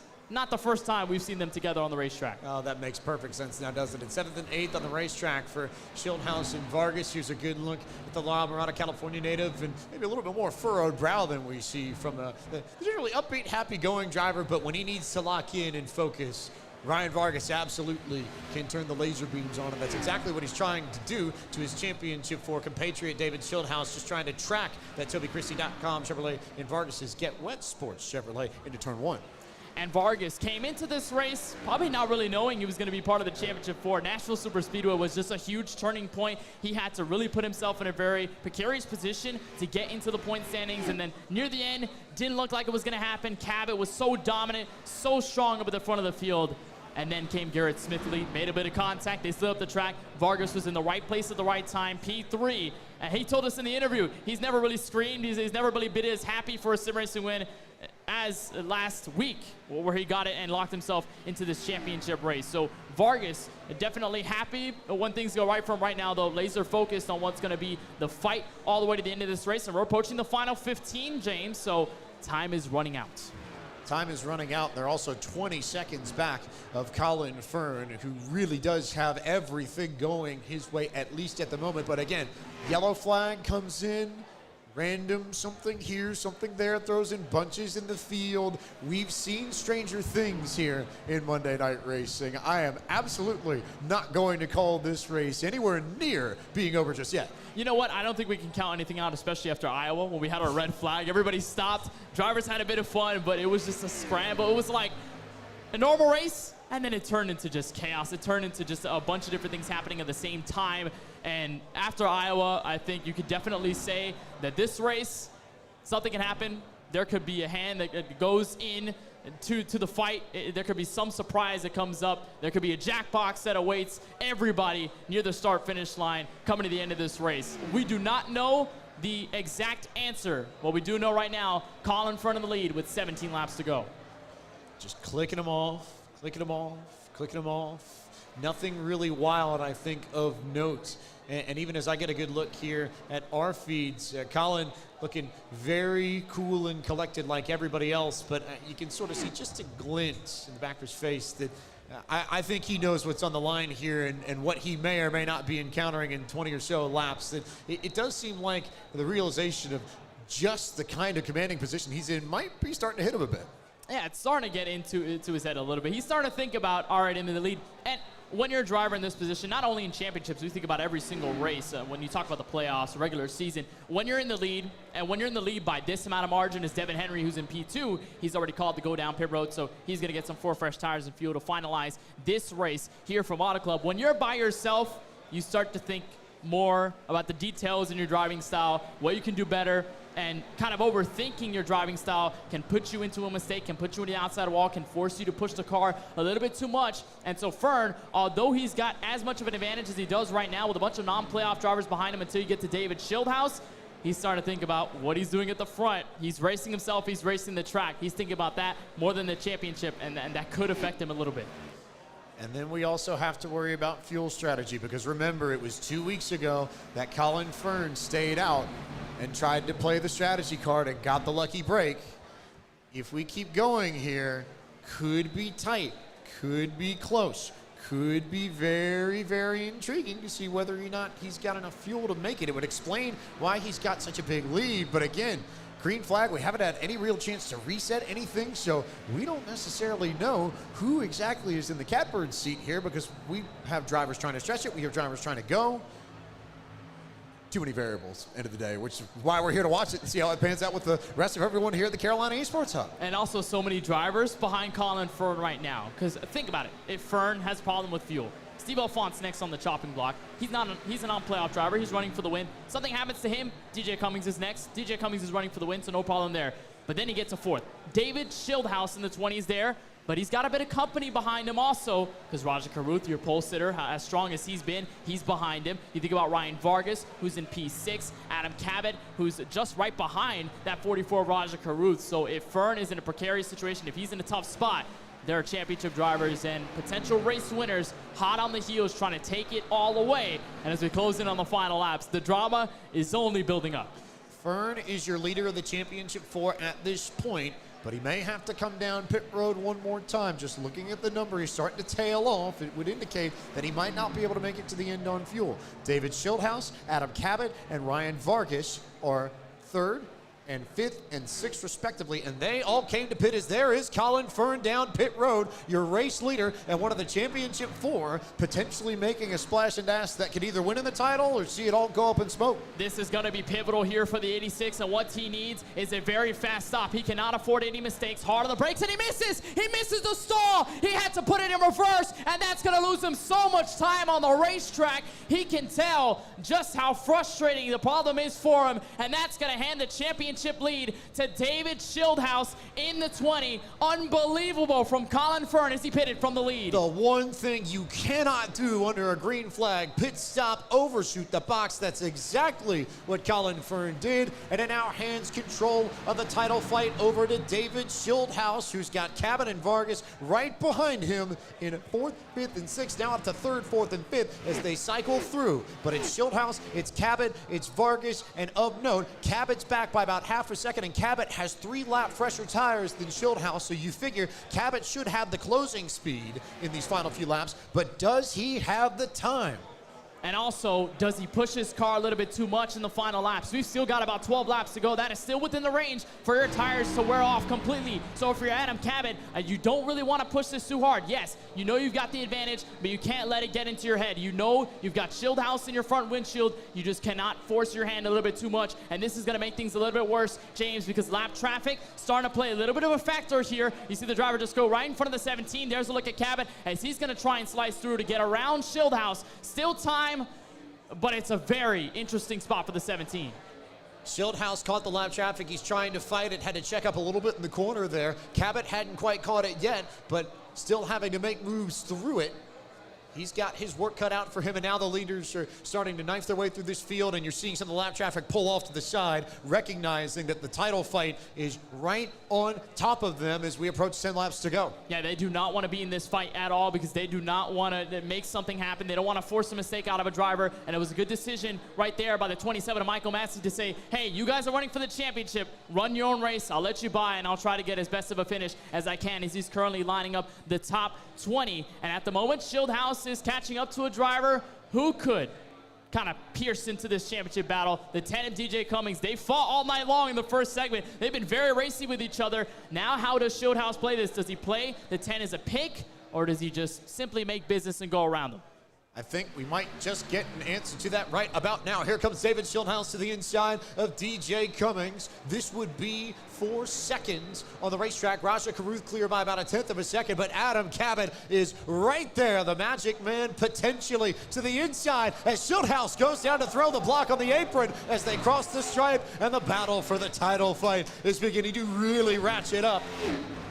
And here comes Cabot inside. The big block there on the front straightaway does not work. Adam Cabot in the 17 has the nose ahead coming out of turn 2. Shieldhouse maintaining on the 14 degrees of banking. Cummings right now has nothing to say. Down onto the inside of the racetrack. Cabot with the nose ahead. They touch going into turn 3. Still even for the championship lead. David Shieldhouse and Adam Cabot made contact twice down the back straightaway. Shieldhouse will try the crossover on the exit of turn 4 to try and keep up this title fight. He cannot let Cabot get away, because if Cabot clears him, this may be over. They bounce off of each other again as they cross the straight. 8 laps to go here at Auto Club. And the laps are starting to wind down. If you're Adam Cabot, you want to make business quick, and same deal if you're Shieldhouse. You do not want to have this happen, because guess who? Maybe in the fight, Ryan Vargas is a little bit far, but he could potentially make something happen if these two make contact. Remember, we almost had the story completely written at Nashville Super Speedway. Playoff driver, non-playoff driver getting into contact, and guess what happens? Ryan Vargas sneaks by and gets the win. So it could happen here, but for the moment, it's going to calm down. Adam Cabot now in control of the championship. Shieldhouse trying to hit the reset button and try again. The Magic Man to the point out of Glen Gardner, New Jersey. Adam Cabot cleared a second, and now your virtual leader in the championship fight. They're well behind Raja Caruth, but right now all eyes on this battle for second, and we'll also keep an eye on where Ryan Vargas is. He's the other driver in this championship fight that may have something to say, but he's got to find some speed. He's got to catch up to David Shieldhouse and Adam Cabot. And Shieldhouse, look at this, changing lanes and going to the top line, because he doesn't think he has the pace to keep up with Cabot, who's beginning to inch this away 10th by 10th as the laps click down. And I mentioned this, James, at the top of the show. Experimentation over the race. You have to find out what works and what doesn't. And if, let's say, you end up in a situation like Shieldhouse is right now, you've got to change something. Cabot is putting you in his dirty air, and that's really affecting the handling of the race car, because it's starting to get tight. It's starting to push off, and the tires are still wearing out. They're not going to give whatsoever. This time, 6 laps to go, James, for the championship. Adam Cabot clear by a couple of car lengths as some lap cars try to get by the leaders. The lap cars there, just looking ahead, not too much lap traffic for the race leaders. Raja Caruth is clear. You've got Case Colin back just up the road a few seconds. Max Kennan there, but it's going to be relatively smooth sailing for these leaders. It's going to be all on them to try and fight through this racetrack, through any potential traffic they might have, and go after one another for the title. But last time by, Cabot had 2/10 on David Shieldhouse. It was a 42.7 to a 42.9. David Shieldhouse has to find speed somewhere, or this is Adam Cabot's title to lose. And no doubt, Adam Cabot, those 3 lap fresher tires did it all for him. Of course, he's got pace, and he had pace since the start of this race, but the strategy, we mentioned how it could pick into the championship battle, and it has done just that. Shieldhouse trying to make up as much time as possible, but the time is starting to fade. And Adam Cabot, James, in this entire season, was the only driver to get into the championship 4 twice in a row. Last season, had to fall short after a wreck on the back straightaway at Homestead of Miami Speedway. Was the only driver this season in the championship 4 to only have 1 win. Everybody else had 2, so Cabot looking like the underdog, and he is looking to be the dark horse to go off for the championship. 5 laps to go, coming to 4. Again, another 10th to Adam Cabot. Shieldhouse cut it down to a 42.8, but that's still not enough. As they come across the stripe, watch lap times one more time and see where the numbers are. Cabot with a 42.7, Shieldhouse back to a 42.9. It's up to 0.6 of a second as Adam Cabot continues to stretch it out, and Ryan Vargas is nowhere to be found in this battle. He's all the way back to 7th, so this could be Cabot versus Shieldhouse outright for the title. And remember, Adam Cabot, for all the drivers who are based in the Charlotte area, who have real-life connections into Monday Night Racing, Cabot was the one driver who was based out of iRacing, who had to race his way in by winning the title in the Esports Racing League that Anthony Alfredo hosted back in the spring of last year. That's how he got into this. He parlayed that into a victory at Indianapolis and a championship 4 berth in season 3. And now, if he can keep this up, he's 3 laps away from the biggest title of his sim racing career by a landslide in maybe the biggest moment yet for Monday Night Racing. Think about the roller coaster of emotions that Adam Cabot Cabot had to face over the last week. Nashville Super Speedway had a shot at the win, was in potentiality to lock himself into this race. Got moved out of the way by Garrett Smithley, crashed at the start-finish line, finishes in the top 5, and he didn't know whether he was going to be a part of this championship 4. He didn't know whether somebody was going to bump him out, and whether he had to either sit this race from home or sit this race as a non-playoff driver. Found out near the end as the checkered flag waved. Indeed, he was a part of this championship 4. He had pointed his way in through pure consistency, and coming to 2 laps to go, Adam Cabot on the verge of capturing his first M&R championship. We sat for about 5 minutes after the checkered flag at Nashville last week, and we didn't know whether or not Adam Cabot was going to be part of proceedings. We had to wait for race control to feed us the official word that Cabot was going to be part of it. And we talked about it last week. Colin Fern racing to potentially keep drivers like Adam Cabot out because he knew how quick they might be, how much of a threat they might be. As we work towards a lap and a half to go, we're seeing that now. Cabot's clear by almost 0.8 of a second. Cabot is definitely clear. All he's got to do is just master this final lap. He has no worries about this race win because it has no effect on the championship. Raja Karuth trying to defend a win here at Auto Club Speedway from last season. He's going to catch the white flag, and also one more opportunity for Cabot to put in a perfect lap for the title. Raja Karuth will not complain. The folks at Market Rebellion are going to love the fact that their driver is a lap away from victory, but it is all about Adam Cabot, who is now less than a lap away from his first career title in Monday Night Racing. Adam Cabot came into this series an esports racing league champion, an iRacing driver, has no real life experience in a race car, but it doesn't matter. He's had speed no matter what. Half a lap away from a title at Auto Club. Raja Karuth clear by 1.8 seconds. He's going to come through 3 and 4, and if he makes it off the corner, it's going to be his race to win in this Rowdy Energy Monday Night Racing Pro Series Championship by Market Rebellion. But as they come off of turn 4, you see the smile on his face. Raja Karuth crosses the line to win the race, and Adam Cabot crosses the line for the Magic Man to have his magic moment. Adam Cabot out of Glen Gardner, New Jersey is the champion of Season 4 of the Monday Night Racing Pro Series presented by Rowdy Energy.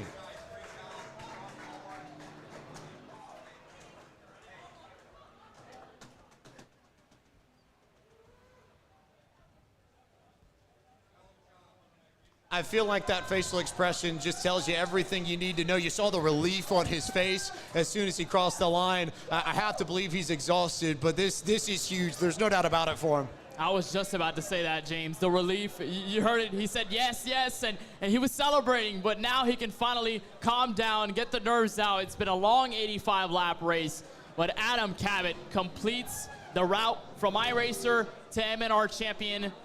Think about the performance last season. He qualified his way in, and we didn't expect much out of Cabot as a new driver in the series. He proved us all wrong, went all the way to the championship 4, and now he's a champion as he burns it down. And he gets to burn it down in tonight's Martin Sports winning moment. Founded by Scott Martin over 10 years ago in the frozen region of Michigan's Upper Peninsula, Martin Sports strives for the best custom apparel for your needs. Whether or not you need shirts for your office, jerseys for a local sports team, or specially designed apparel for your sim racing group, Martin Sports has you covered. Along with shirts and other team wear, they offer gloves specially crafted for sim racing that are lightweight, breathable, and complete with padded leather palms. You can use the code PODIUM to receive 25% off of any racing glove at martinsports906.com, or you can find them online at facebook.com/Martin Sports.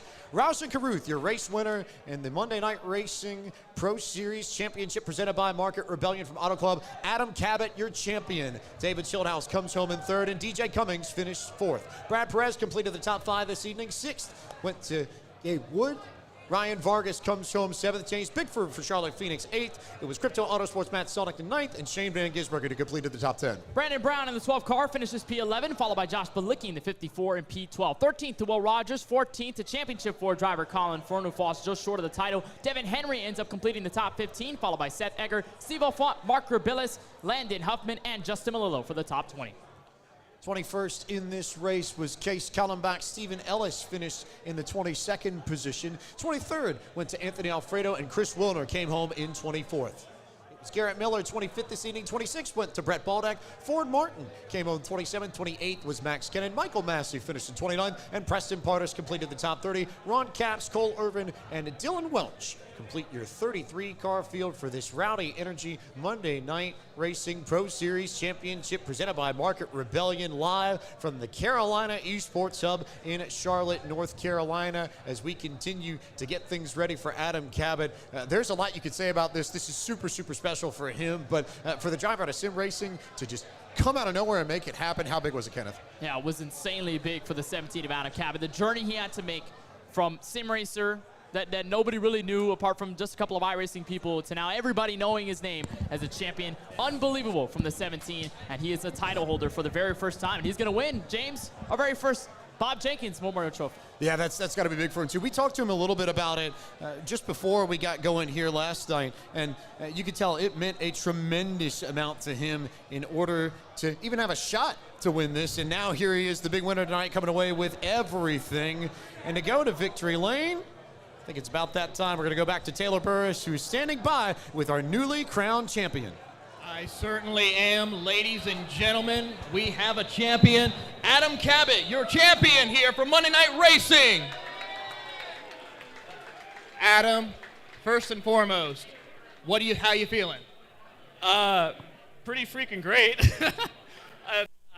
Yeah, this is absolutely incredible. I mean, obviously this is not sunk in at all yet, but I mean, huge shout out to my crew chief, Bailey Turner. I mean, he had me sweating all race with that strategy, putting me behind, but you know, he had faith that if I have fresher tires at the end and clean air, I can navigate through them, and I had faith that he'd done his research and would make the right calls for me, and that's, you know, it all just ended up working out. I mean, David made me sweat for it. That was a hell of a battle. I mean, you can just see when two drivers just are putting everything out in the line, and that's what it was there, and my God, I'm Monday Night Racing champion.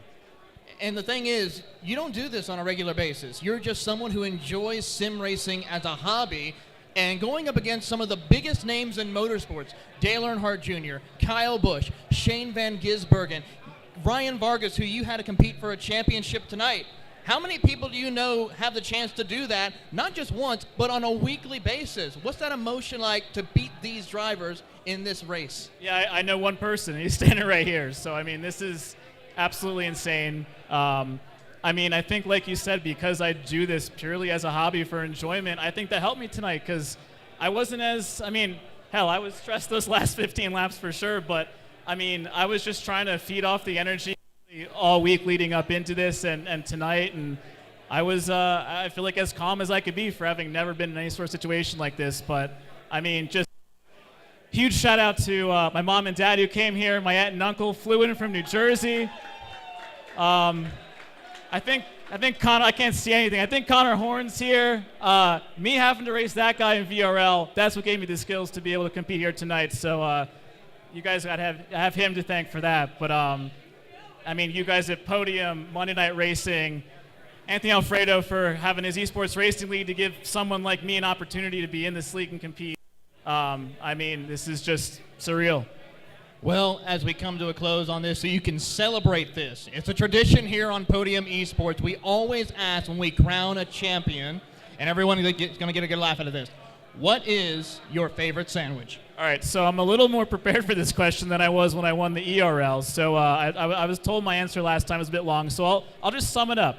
Turkey, roast beef, and loaded up with everything. You can't go wrong with that. You certainly cannot go without. Ladies and gentlemen, give it up for your Monday Night Racing champion, Adam Cabot.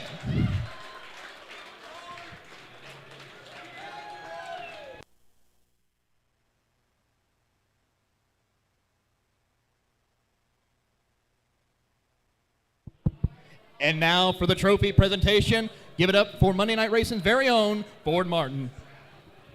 Adam, congratulations. And I've told you here leading up to this event, there's 4 great champions and leading up, and we would be proud to have any of them represent us as a Season 4 Monday Night Racing presented by Rowdy Energy champion, and we're glad to have you here. Adam, congratulations. A huge night for you in front of a very first type of sim racing event. We couldn't be happier and more proud to have you as a champion this season. Thank you so much, Ford. And I mean, congrats to you too. Congrats to everyone at M&R for pulling this off, because I know it was kind of put together very quickly, and for it to go off at least without a hitch, at least that I'm aware of, is incredible. I mean, just look at this stage, look at these bands, look at everything. This is just unreal. So thank you. All right, well, we have some special gear from our friends from Market Rebellion. Obviously, Market Rebellion, the sponsor of tonight's race. And we're also going to present you with the Bob Jenkins, the first Bob Jenkins Memorial Cup here. Congratulations.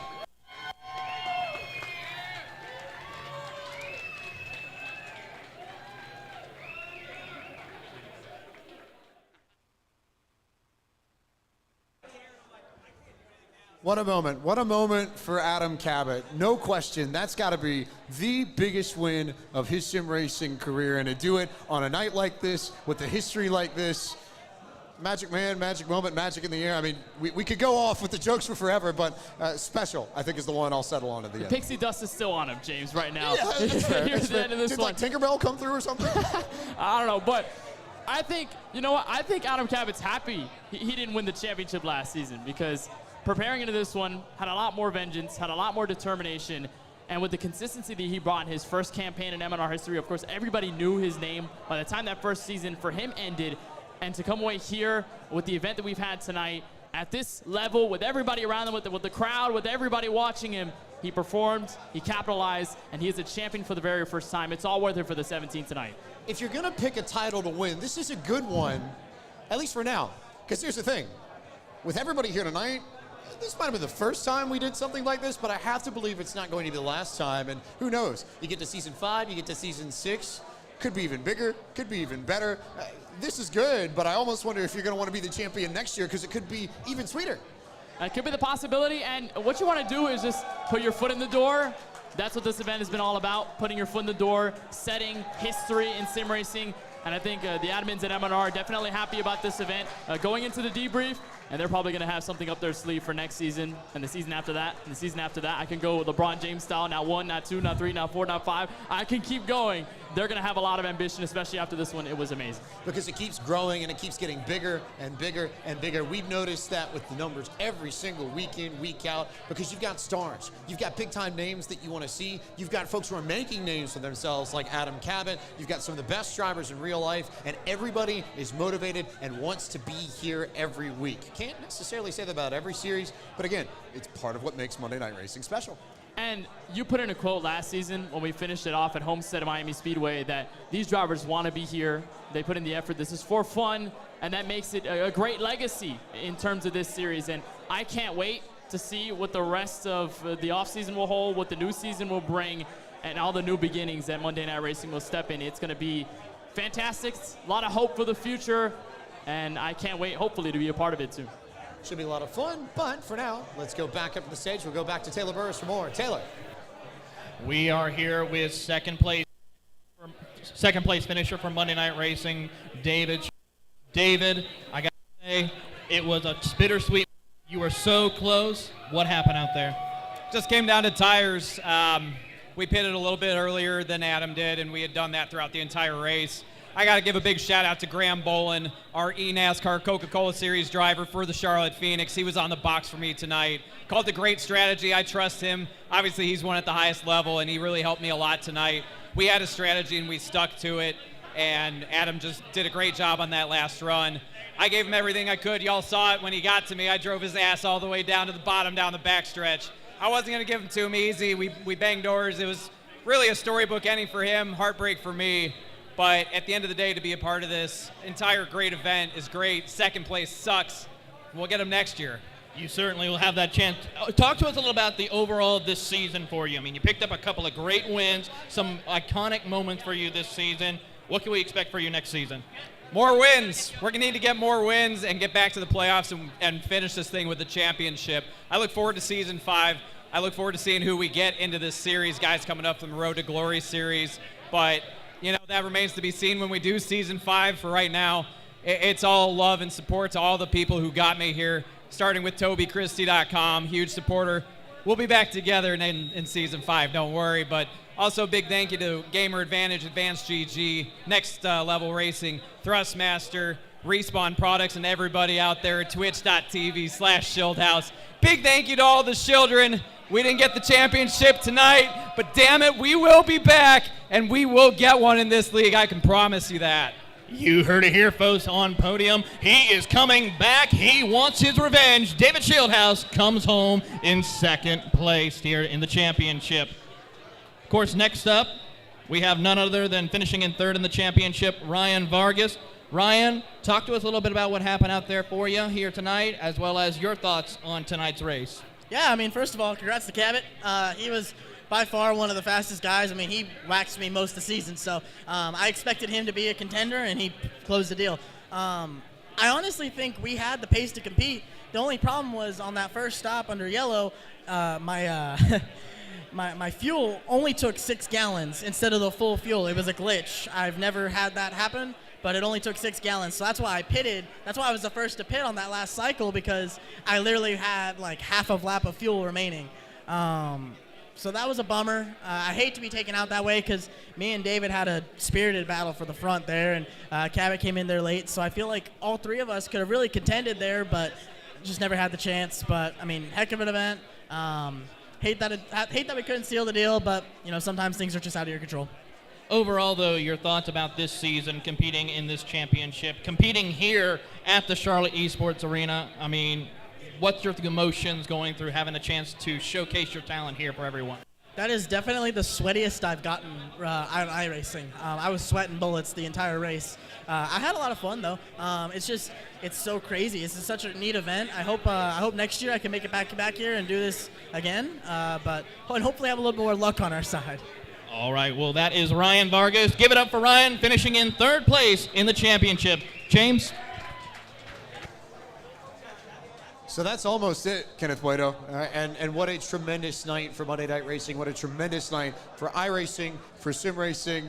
Regardless of whether or not you're happy or sad about the outcome, the fact of the matter is that history was made this evening, and I think I speak for everybody here on the back end team when I say that it was so special to be a part of this, so special to see this grow into what it's become. And goodness, if this is how we end season 4, bring on season 5 when we get to it later this year. It's going to be a party, no doubt. Bring it on, James. I'm ready for it. The heat is on in M&R, and it's going to continue to get hotter. I said at the top of the show that I don't think anybody was not excited for this event. Everybody was hyped. Everybody was anticipating all of this. And coming out of this event, how great the race was, how great the racing was between the championship drivers, and ultimately this celebration here with Adam Cabot as the title holder in M&R. I think everybody's still excited, and we're more excited for next season. It is going to be an amazing show. We can't wait for what M&R decides in terms of the schedule. We're going to have more drivers. We're going to have brand new faces, and that's going to mean the competition is only going to get tighter. Could see some brand new tracks, brand new cars, brand new combinations we've never seen in M&R. Could be a lot of fun, but so many people to thank for making this possible. First and foremost, to the entire team here at the Carolina Esports Hub, and the entire team at Charlotte Phoenix. I'm not even going to begin to try and name people individually, because there's so many of them that have helped make this possible. If we don't have their support, none of what you see behind you happens in any way, shape, or form. So a tremendous thank you to them. A tremendous thank you to the staff at Monday Night Racing, who have helped make things possible all season long. Ford Martin, Matt Stolneck, DJ Cummings, Josh Mendoza, Paul Sutton, everybody behind the curtains who's helped make things happen on their end, everybody who's helped make things happen on Podium's end throughout the season, whether or not it's Michael Hall with the overlay, whether or not it's Ryan Bauer producing races, whether or not it's Cameron Aubert on social media, whether or not it's our team, Gary Sexton and John Theodore behind the screens, and Cisco Scaramuza, who helped keep things moving in the backside, or our team for the broadcast this evening, our pit road reporter, Taylor Burris, our studio host, Bear Light, and our team here in the booth. For Kenneth Bueno, my partner here, I am James Pike, the voice of Podium Esports. Thank you so much for tuning in all season long to Monday Night Racing, and congratulations to your winner of the Rowdy Energy Monday Night Racing Pro Series Championship for Season 4, presented by Market Rebellion, Adam Cabot.